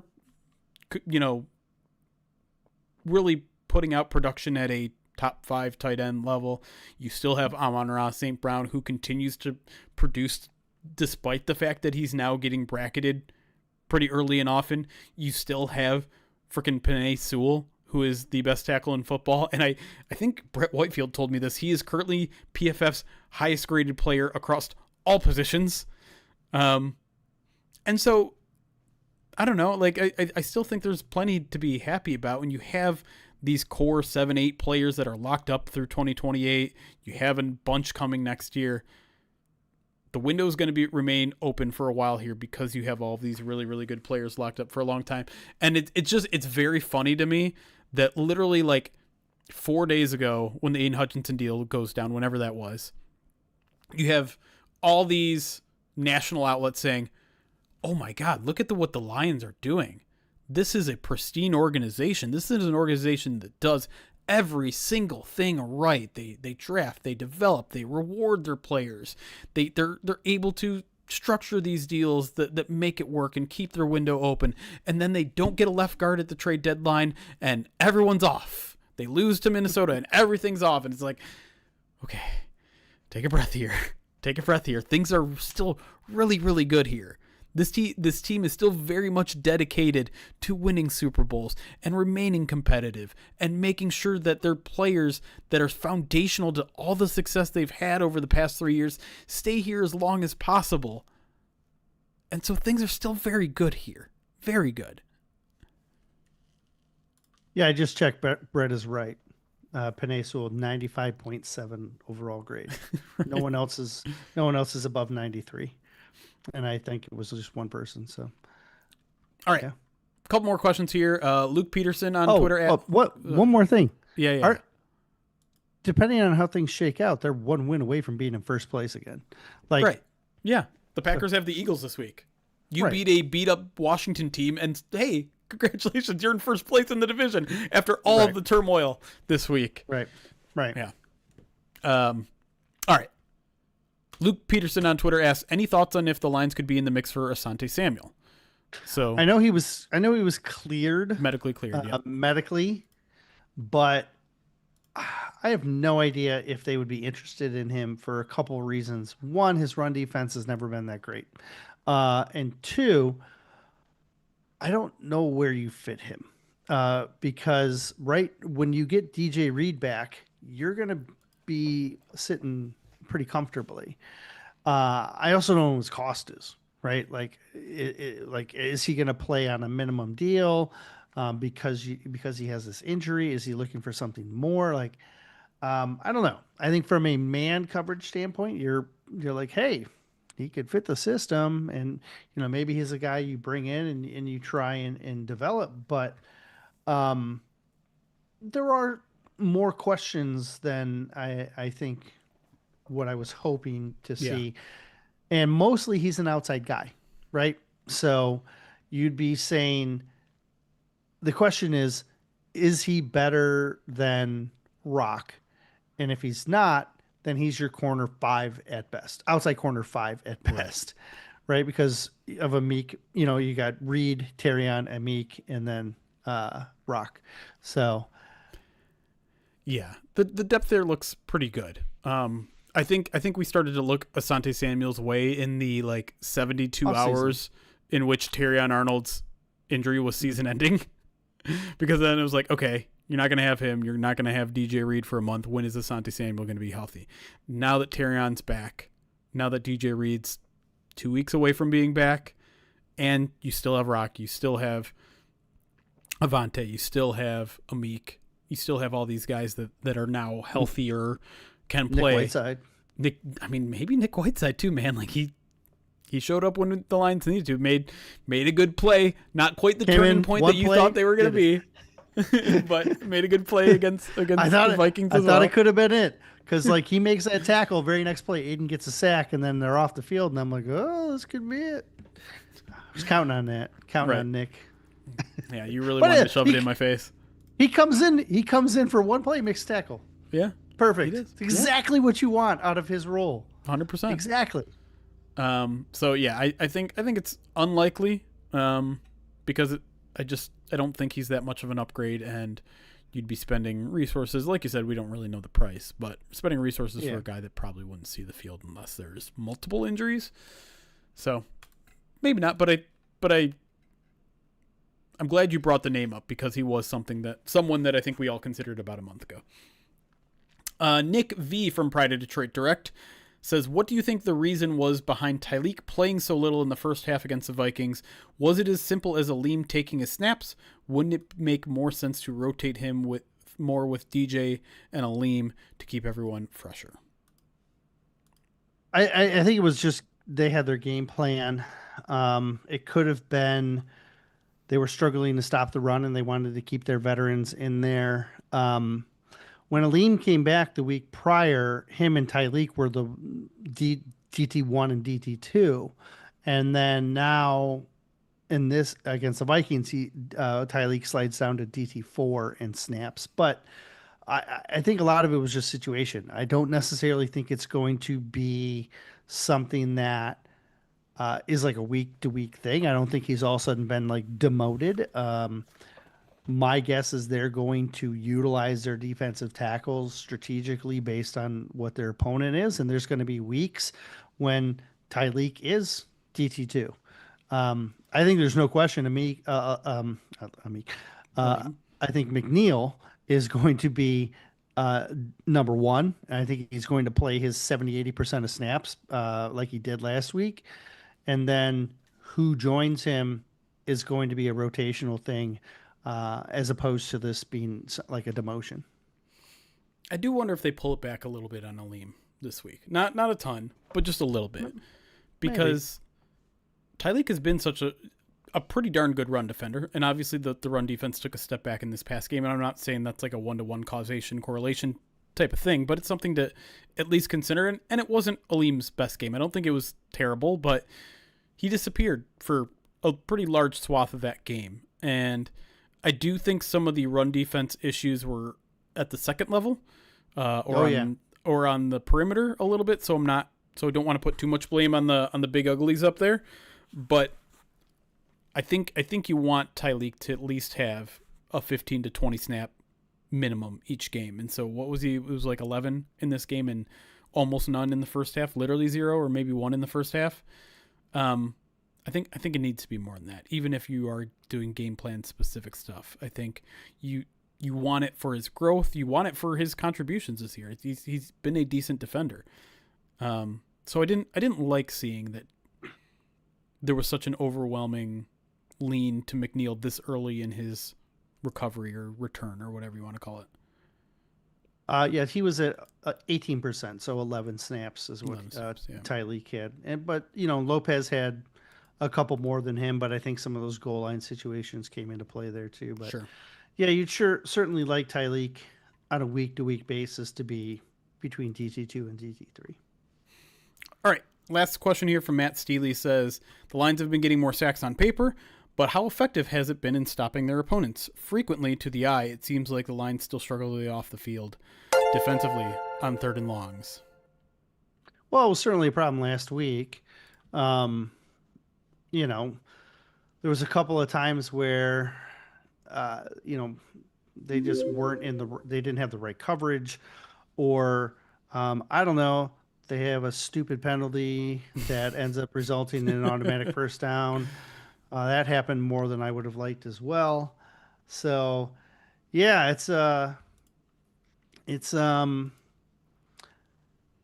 one of the things that they said they wanted to correct. Yep. And it didn't seem like they did a full correction in the manner in which they should. So, yeah, it's certainly a problem, but I do think that sacks and third and long are two separate categories, because as we talked about earlier, getting sacks, being productive in those pressure situations, they're certainly doing well in those overall, but those third and longs have they certainly reared their ugly head last week. Yeah, I just looked it up quickly on StatHead. The Lions have allowed a 32.7 conversion rate on 3rd and 8s or longer this year. That is the 6th highest conversion rate. So they have not been good on 3rd and longs. I'm with you that maybe comparing one to the other isn't completely fair, but the question is what is going wrong on these 3rd and longs? Is it the fact that maybe your pass rush isn't getting there quick enough? Because like you said, as many sacks as they are getting, it's taking a long time to get there. They're one of the, I think last I checked before this past week, they literally had the longest time to throw allowed. So quarterbacks are being able to sit back there and draw a penalty defensively or finally get someone open. They've also faced 3 quarterbacks that hold on to the ball longer than most in Baker, Mahomes, and JJ. Fair. Sorry, go ahead. But no, I don't really have that much more to add. It's, what's also kind of an interesting thing on third down? They have the highest turnover percentage forced on third downs and third and longs. So I feel like all their turnovers have come on third down this year. It feels like 4 interceptions, 3 sacks, which is actually, so they only have 3 sacks on third and long. So 3rd and 8, 3rd and something. So maybe they need to turn up the aggressiveness a little bit on those 3rd and longs. I know sometimes they do that and then they get beat by it. But I think in general, I don't know. It feels like maybe sample size is generally just a little bit too long, but I know people remember it because it's very frustrating, right? As a fan experience, you play so well on first down, you play so well on second down, and then it all gets thrown away after you give up a big play on third down. But yeah, I mean, there are adjustments to be made. I think part of it is them kind of also like, I think if you have that big of a disruption rate, a turnover rate, then maybe you take some of the, we gave up a 3rd and 8. Who cares? We get an interception on the next one. Like, I know Kelvin Shepard wouldn't commit to that. Wouldn't be like, yeah, that's okay. Like, no, it's unacceptable. Like you said, he mentioned it last press conference, but I don't know. I don't know if I have a direct reason as to why they struggle on third and long. I think like a lot of things, you can't point to just one thing. All right. That felt like an unsatisfying way to go out. Oh, that's one more. Don't we have one more? Do we have one more? I don't think we do. Yeah. No? Nope. Oh. All right. That's disappointing. Let's say something encouraging. This is a winnable game. Look, let's be real here. Washington's terrible. Well, it's not just that they're terrible, but they're also like they're dealing with some injuries and and they're in a tough spot. And people are going to overlook Mariota, but he's fits in this offense, right? And the offense is designed for Daniels, but Mariota has some Daniels characteristics to his game, and so it's not going to be a pushover, even though they don't have Jaden. But at the same time, I do think they lack efficiency on offense, and the Lions have a real chance to have this be a get-right game. So hopefully they can go in and walk away top of the NFC North. Well, in a lot of ways, last week they were facing the Vikings at the wrong time, which is what I wrote about in Pride of Detroit Direct. They're getting both their they got both their offensive tackles back. They got the quarterback that they drafted highly back. They got Andrew Van Ginkel back, who I think made a significant difference. In a lot of ways now, in the opposite direction, they're facing the Commanders at the perfect time. They don't have their quarterback that they believe in. They don't have one of their top corners. They don't have Frankie Louvu. They don't have their good kick returner. They're probably not going to have Scary Terry because I think he's expected to miss another week. Don't have Austin Eckler. Like that is a beat up team that is not playing good football right now. It's a tough road. Yeah. And you could always say, arguing, oh, they're desperate, and maybe that's true, maybe that's not, but also you got to have the horses to be able to, rally the troops. And I don't think Washington has it right now. So, and the Lions don't lose back-to-back games. So there you go. Lions win. That's really what you want to take home to the bank there. Lions win. Eagles beat up on the Packers, and what do you know? Lions right back there in the top 4 teams in the NFC playoff picture. There it is. That's how we end it. All right. Appreciate everybody for watching, listening. Make sure you give us a review on wherever you're listening or watching us. As always, we are running as always this month, we are running our Movember campaign to support the University of Michigan Rural Cancer Center. So if you want to donate, you can do some silly stuff to us. If you donate $500, you can get an awesome Pride of Detroit Movember hoodie. Go to prideofdetroit.com and look for the Movember post for more information on that. But until next time, that's Erik over there. I'm Jeremy. Thank you all for listening. It's chaos. Be kind. Recording stopped. All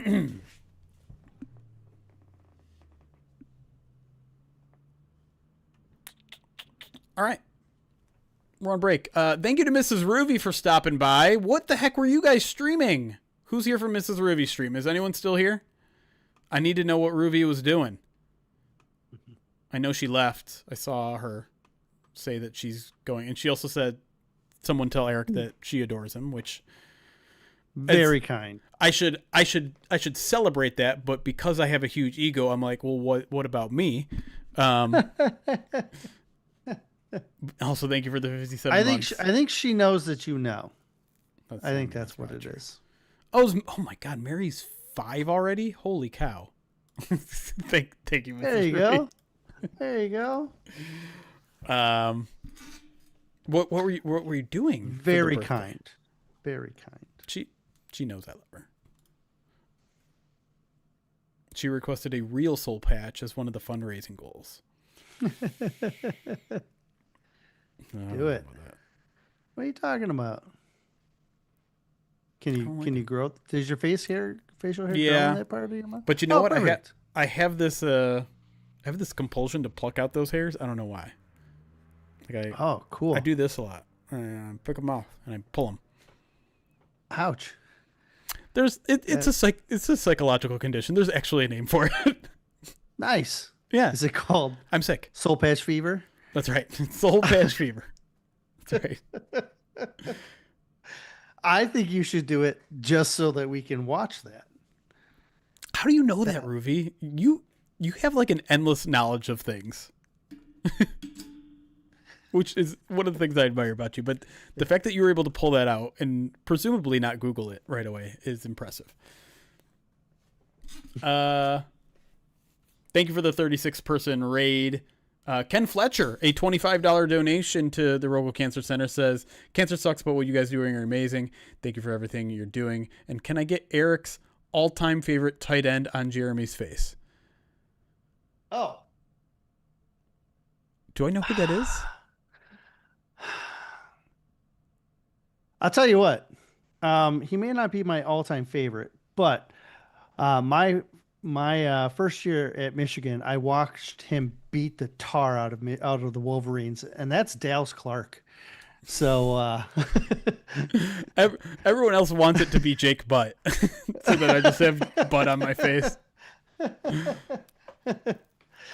Dallas Clark was interesting, unbelievable in college. Single-handedly beat them. He was unbelievable. I'm dating myself here, but Dallas Clark, amazing Iowa, the OG Iowa tight end, man. Yeah, that is true. This is hard because it's not flipped like it normally is, so I'm gonna be bad at this. He's got such a long name too. Now I need to flip it. I'm gonna flip it. So this is gonna disorient you guys for a second. Wait. Oh no. Wait. Now it's on the wrong side. Okay. Here's what we have to do. Let's. If I do it there, and then we go back to this one. Now it'll be flipped. Okay. Perfect. We're gonna make this work. This is so much easier for me.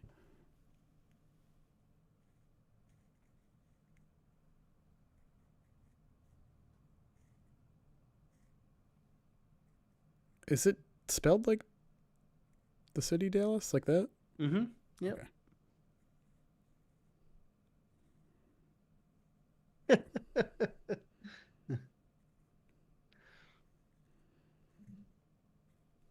There you go.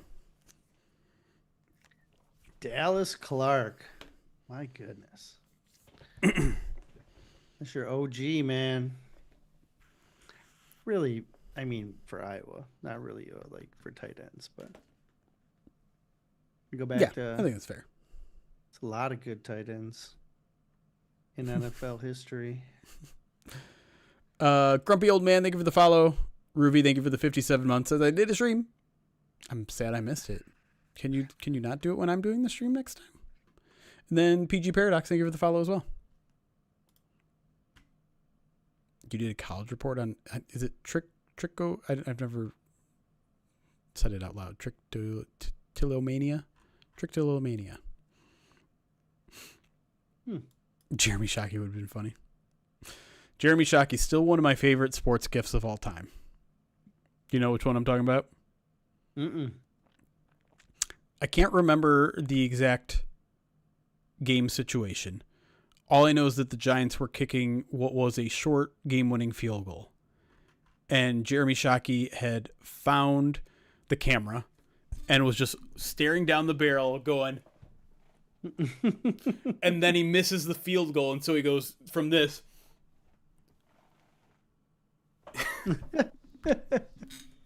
I wonder if I can find it because it's my favorite. Yeah, immediately find it.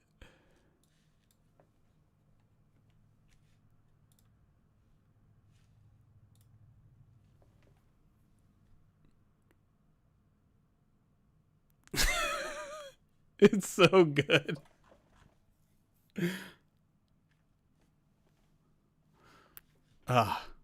We'll never forget that gif.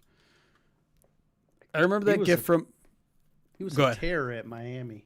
He was. Who here remembers the days of the GIF tournament on SB Nation? Run by... I'm pretty sure it was run by John Boyce. That's the good old days.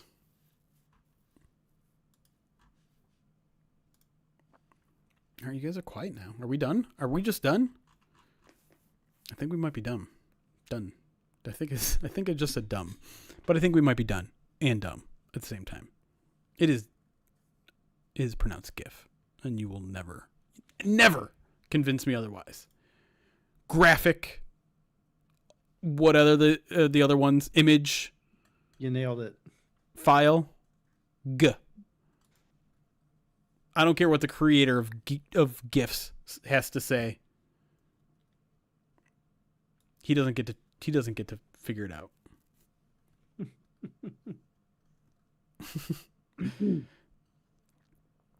All right. Normally we would take the next hour to break down some film, but I don't think we're going to do that this time around because it's already 9:00 and I haven't even had dinner, which means I'm probably going to go get some fast food, and I'm probably going to forget that I have something written on my forehead, and the person at the drive-thru window is going to be like, "Are you okay?" And then I'll be like, "What do you mean?" And then I'll go home, I'll wash my hands in the bathroom, and then see it written on my forehead and be like, "Oh, this has all happened before," if you can't tell.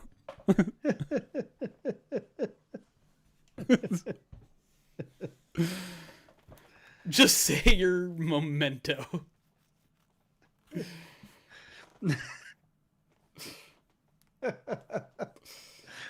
Guy Pearce. Is that just a big memento? Just a big Guy Pearce fan. Yeah. Dude, that's a random poll right for me. It's impressive. How dare you, Zern, baby Zern? The people at Taco Bell already know you by name. No need to lie. How dare you? I do think maybe the morning shift person at McDonald's might, because I get McDonald's breakfast way more than I should. It's just so good. And it's quick, and it's on the way to work sometimes. Yeah. Plus when I order through the app and it prints out my name so she knows my name because it's literally printed on the receipt. Whereas like if I was drive-through, they wouldn't know my name.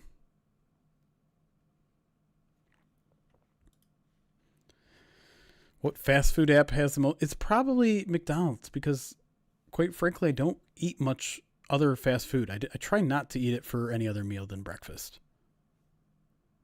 Plus, like, I'm also a little bit sucker for the Monopoly game. I'm not gonna lie. I am just like an absolute. I watched mark. a documentary on that, and yes. It's burned me since. I've seen it too. It's now like the curtain has been pulled back, and I don't like it anymore. Oh, they're not even doing the Monopoly stuff anymore. It's over. There you go. That's the other problem. They only do it for too short a period of time. The trade deadline being over, do you think Brad Holmes loves having those picks because of his confidence in his drafting ability, or he truly thinks the team is in a very good place? It's a good question. Say that one more time. With Brad Holmes, with the trade deadline being over, do you think Brad Holmes just loves having those draft picks because he's confident in his ability to scout, or do you think he truly believes the roster is in a good place? Yeah, both. I think the having the picks is just, it's great to have good, an arsenal, right? That's all. Yeah. I don't know what's happening over there, but I'm tracking your eyes. My children have walked in and they're trying to quietly tell each other to leave. They're like, "Shh, no, leave. No, shh, no, you leave. Shh, you leave." Well, so to answer the question, obviously, I think Brad Holmes might value draft picks more than a normal general manager. I just think it's capital to him. It's not necessarily the pick. It's like it's just he just likes having that capital available, right? Like, unless he finds a wide receiver with a lot of traits that he's really excited about. But no, I think the Lions have every right to believe that they think the roster is in a good place as well. Because again, this isn't like last year when it was like Marcus Davenport, Aiden Hutchinson, Derek Barnes, like all these guys at one position getting blown out. It is Christian Mahogany. And I guess if you want to include some of like the preseason guys, I don't even know who are some of the preseason guys that are injured. Would they even be on the team at guard on the interior offensive line? I don't know. No. Colby Sorstel and Jamarco Jones, because they just bounced the other two today. Yeah. Yaboa and what's his name? I guess Frasier. Well, right, but I mean Frasier's still on the team. Right. I'm just saying, like, the Lions weren't unexpectedly hit at guard. With injuries. I guess if you want to include Frank in that discussion, I guess that can count because it forced them to move Graham from guard to center. But I don't think they're in a desperate position on the offensive line, even though they're not playing well. Because again, like some of that not playing well, it's kind of expected. There was a growth that they knew they needed to get to. Frank's not coming back. It's like I don't fault 97.1 for asking Dan that question today, because people have been asking, but I think anyone in the know already knew.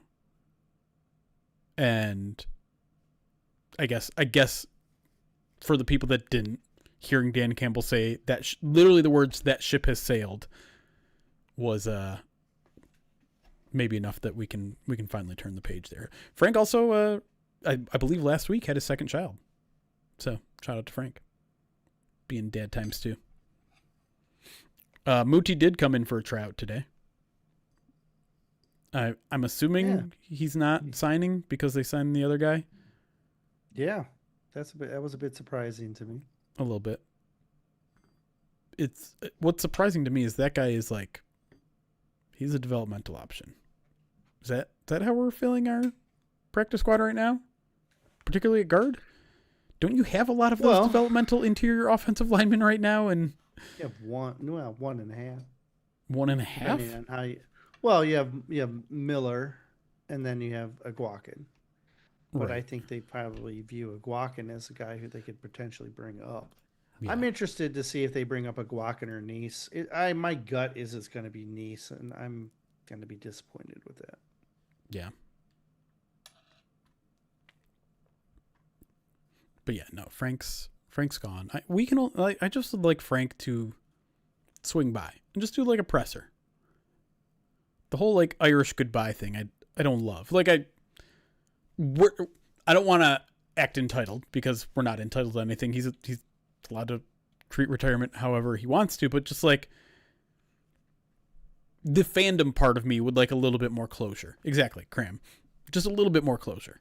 It definitely matches his demeanor, which is why I don't blame him. But selfishly, I would like a little bit of closure. Just to hear from him. Just like, how tough was it? How tough was that decision? How you doing now, buddy? Like I want to ask him that. How you doing now? Join Graham on a Twitch stream. Just so that we can hear your voice one more time.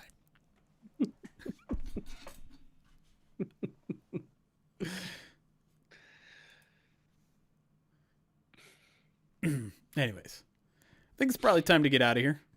Unless anyone else has anything else to say. If anyone wants to drop $460 to the University of Rogel Cancer Center, I'll bring out the Wheel of Pain and we'll spin that. Oof. When is Ahmed Hassanin signing to the practice squad? Well, I was thinking it was soon, but apparently not today. I don't know. Yeah, it could happen tomorrow. It could happen next week. It could happen tomorrow if they move Nice up and then have a new spot. So, yep. Justin Rogers seems to kind of have the beat on that. He keeps saying out there that it's happening soon. So, it's happening soon. Must be nice. It would be nice. Yeah. And then Miles Frasier could be tomorrow as well. We'll just have to wait and see. And who knows about Reed? Could start the clock on Reed if he wanted to. Yeah. Activate Malcolm? Oh, no, well, activate Thomas, I think is probably going to be happening. Oh, too. That's true. He was questionable instead of out. That's my wonder. My wonder is if they don't move Nice, if they, it's weird because the way they play their roster, Elevation and stuff. Yeah, like are they going to, you're right, Damien, like you're probably going to bring back Thomas. You might, but do you wait till Saturday? There's no need to wait till Saturday on IRing Mahogany. But when you IR Mahogany, are you going to need, you're going to have a spot. You might as well fill it right now, right? Well, because then it gives you an extra guy to practice with, because then you can bring in another practice squad guy. You get one more guy to practice with. But as far as then Thomas, like you maybe want to wait till the end of the week on him. So I don't know. I'm kind of expecting a Mahogany promotion tomorrow. Yeah. No, I think there might be a small flurry of roster moves tomorrow. Mahogany to IR, maybe a couple return to practices, including Dorsey. Dan did mention Khalil Dorsey is someone they expect to come back soon. I don't know if he's not eligible for another week though. Oh, is he not? He's got one more week. Okay. And by the way, I think I mistakenly said a week or so ago that I didn't see anything on his wrist. He definitely still has something on his wrist, protecting it. But he is in the locker room, so like concussion. He's not in concussion protocol. If that's something you were concerned about.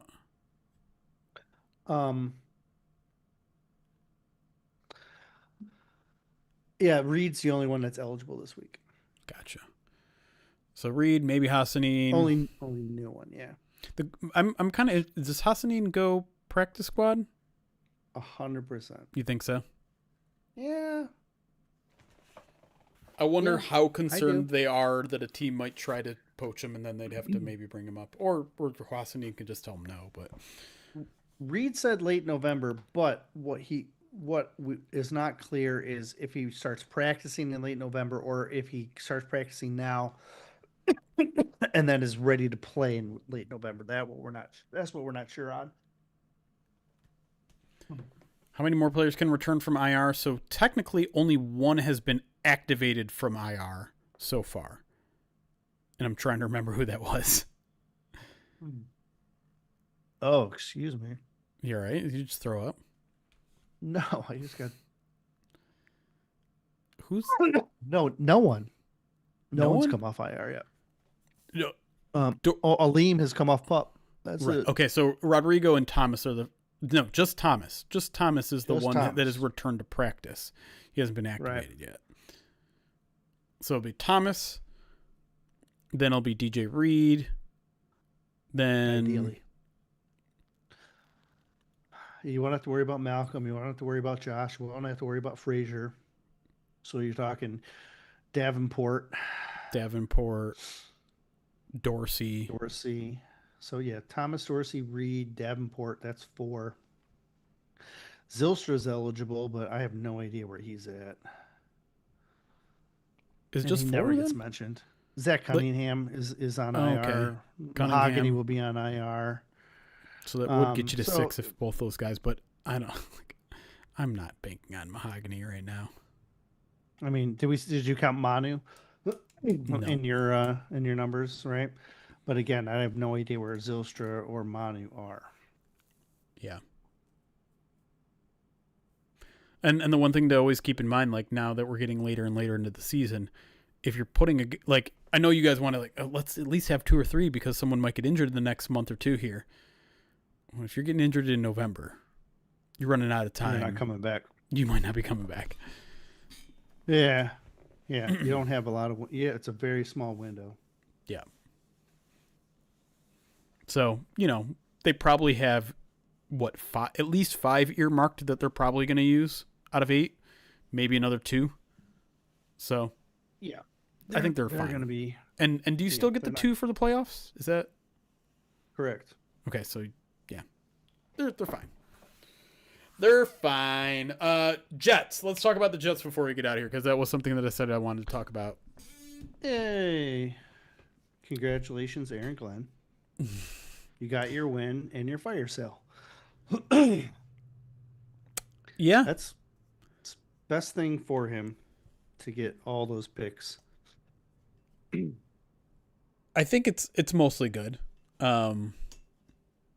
It is. I think it's great, especially if they're going to end up near the first overall pick as well. But I do also get some of the oh wow, you traded Sauce for 2 first-round picks. Maybe you'll get a Sauce out of one of those first-round picks. You don't need a Sauce. You need a quarterback. Wow, that is very true. And outside of the quarterback, maybe you get, I don't have the Jets roster in front of me, but right. Start getting some more trench players. It's surprising to see someone get extended so quickly, go from extension to trade so quickly, but as I pointed out, it's because of the format of that contract where you have a relatively small signing bonus and everything else is like option bonuses in the future, which I don't know if it came to mind with you, but I'm like, oh, I feel like I've recently seen a contract that had a weirdly small signing bonus that relied on a bunch of option bonuses. Yeah. It's Aiden Hutchinson's deal. They should have traded him at the deadline. Now's the time to do it. It doesn't cost you much. Probably could have got 2 first-round picks for him. You probably could have gotten 4 from the Cowboys today. Because they were just selling they were like, oh, we got all these Micah Parsons picks. All right, let's spend them all now. Like, okay, well, what are you doing? Like, you're treading water now. You trade away your best defensive player to get a bunch of draft picks, and then you spend that draft picks to spend on current defensive players to get your defense back to okay. Does anyone look at what the Cowboys did today and be like, that was actually smart. Good for them. No, especially since they got waxed by the Cardinals last night. They sure did. And their offense didn't even look that good. No, and their defense looks disastrous. Week 14, here we come. They're what, 3-5-1 or something like that? Yeah. That sounds right. Who'd they tie? I can't remember. Some really good team or some really bad team? I want to just sit down and watch every Packers game and just be like, what is happening with this team right now? You want to talk about a team that plays to their competition, to the level of their competition. Wild. It is. Mike, I did read that Micah finished that Packers game with 0 pressures for the first time in his career. So I'd love to see what happened there too. Well, I can tell you, nothing happened 0 times. There you go. Saved you 45 minutes. A little smart aleck. The Cowboys are 3-5-1, a negative 14-point differential. Just terrible. I'm happy the Lions get to play him.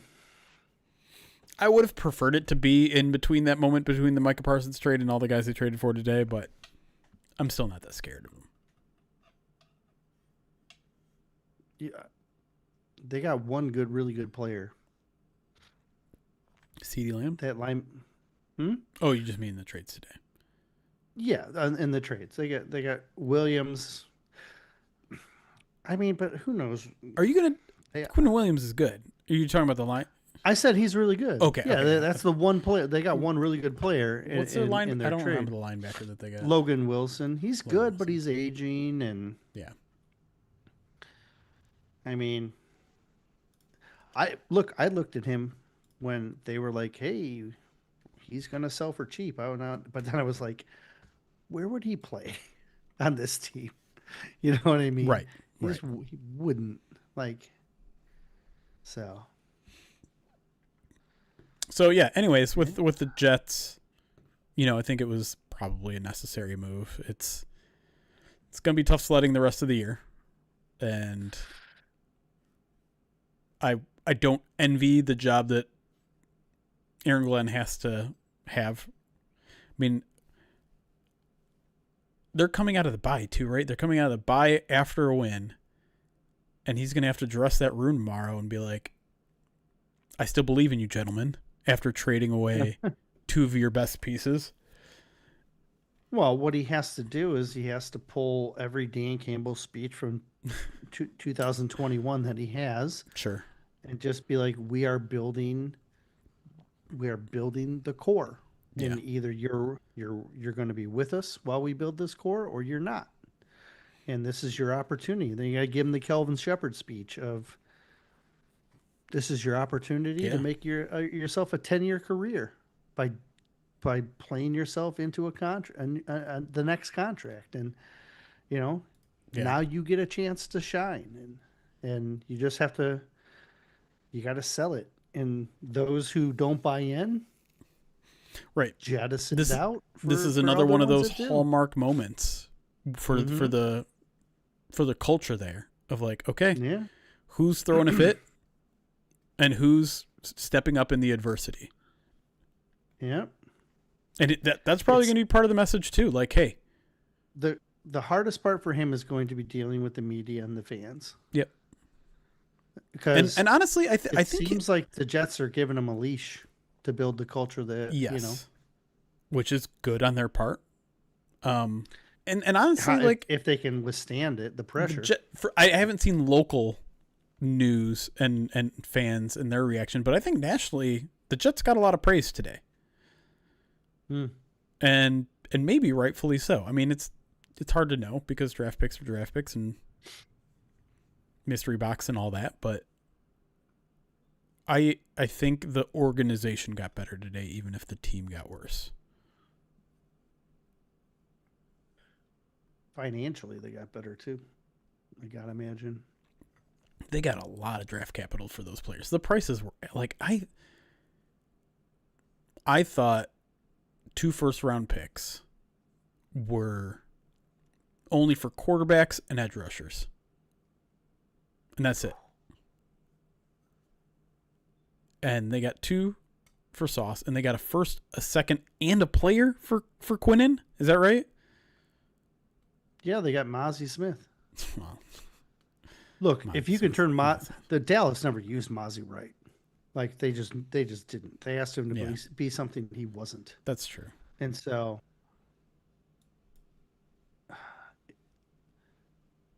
let's see. They're going to take are they going to cut Justin Fields? Probably. Okay. So right now they're going to go into the offseason with $94 million in cap space. And if you cut Justin Fields, it's another 13. They should just do what the Cowboys did, is like trade away all your good players and then trade for a bunch of slightly worse players. Of course, he's only going to have 35 players on his roster, though. Oh, my God. You got to add it. You just have to add 55. Oh, my gosh. That's horrible. I mean, it's truly the Will Smith gif of just looking around in an empty room. It's just gonna be. What's the receiver's name? Who, the one they just acquired? No, the one that they didn't trade away. Oh, Garrett Wilson. Garrett Wilson. Yeah. It's just Garrett Wilson in an empty room looking around. Oh my goodness, man! They're gonna have a lot of money and a lot of picks, and a chance to start this thing off. Ooh. Ooh. All right. No, it's a new GM. Yeah. They brought a new GM. It was kind of the same thing with the Lions, where it was a forced marriage of sorts, I think. Maybe the GM was involved in hiring Glenn. I don't remember. I don't remember either. I just don't know if New York has the patience for it. It seems like you said, the organization is operating right now like they did, like they do, as if they're 2021 Lions. Yeah.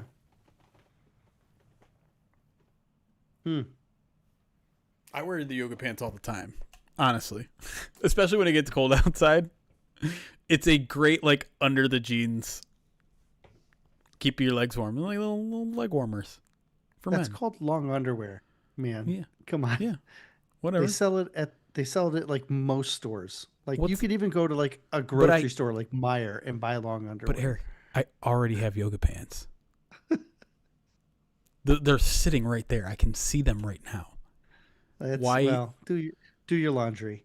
But I did today. What do you think I'm doing when I'm just sitting on Twitter all freaking day waiting for things? I'm doing laundry. You know what I'm not doing? Making my bed. Oh boy.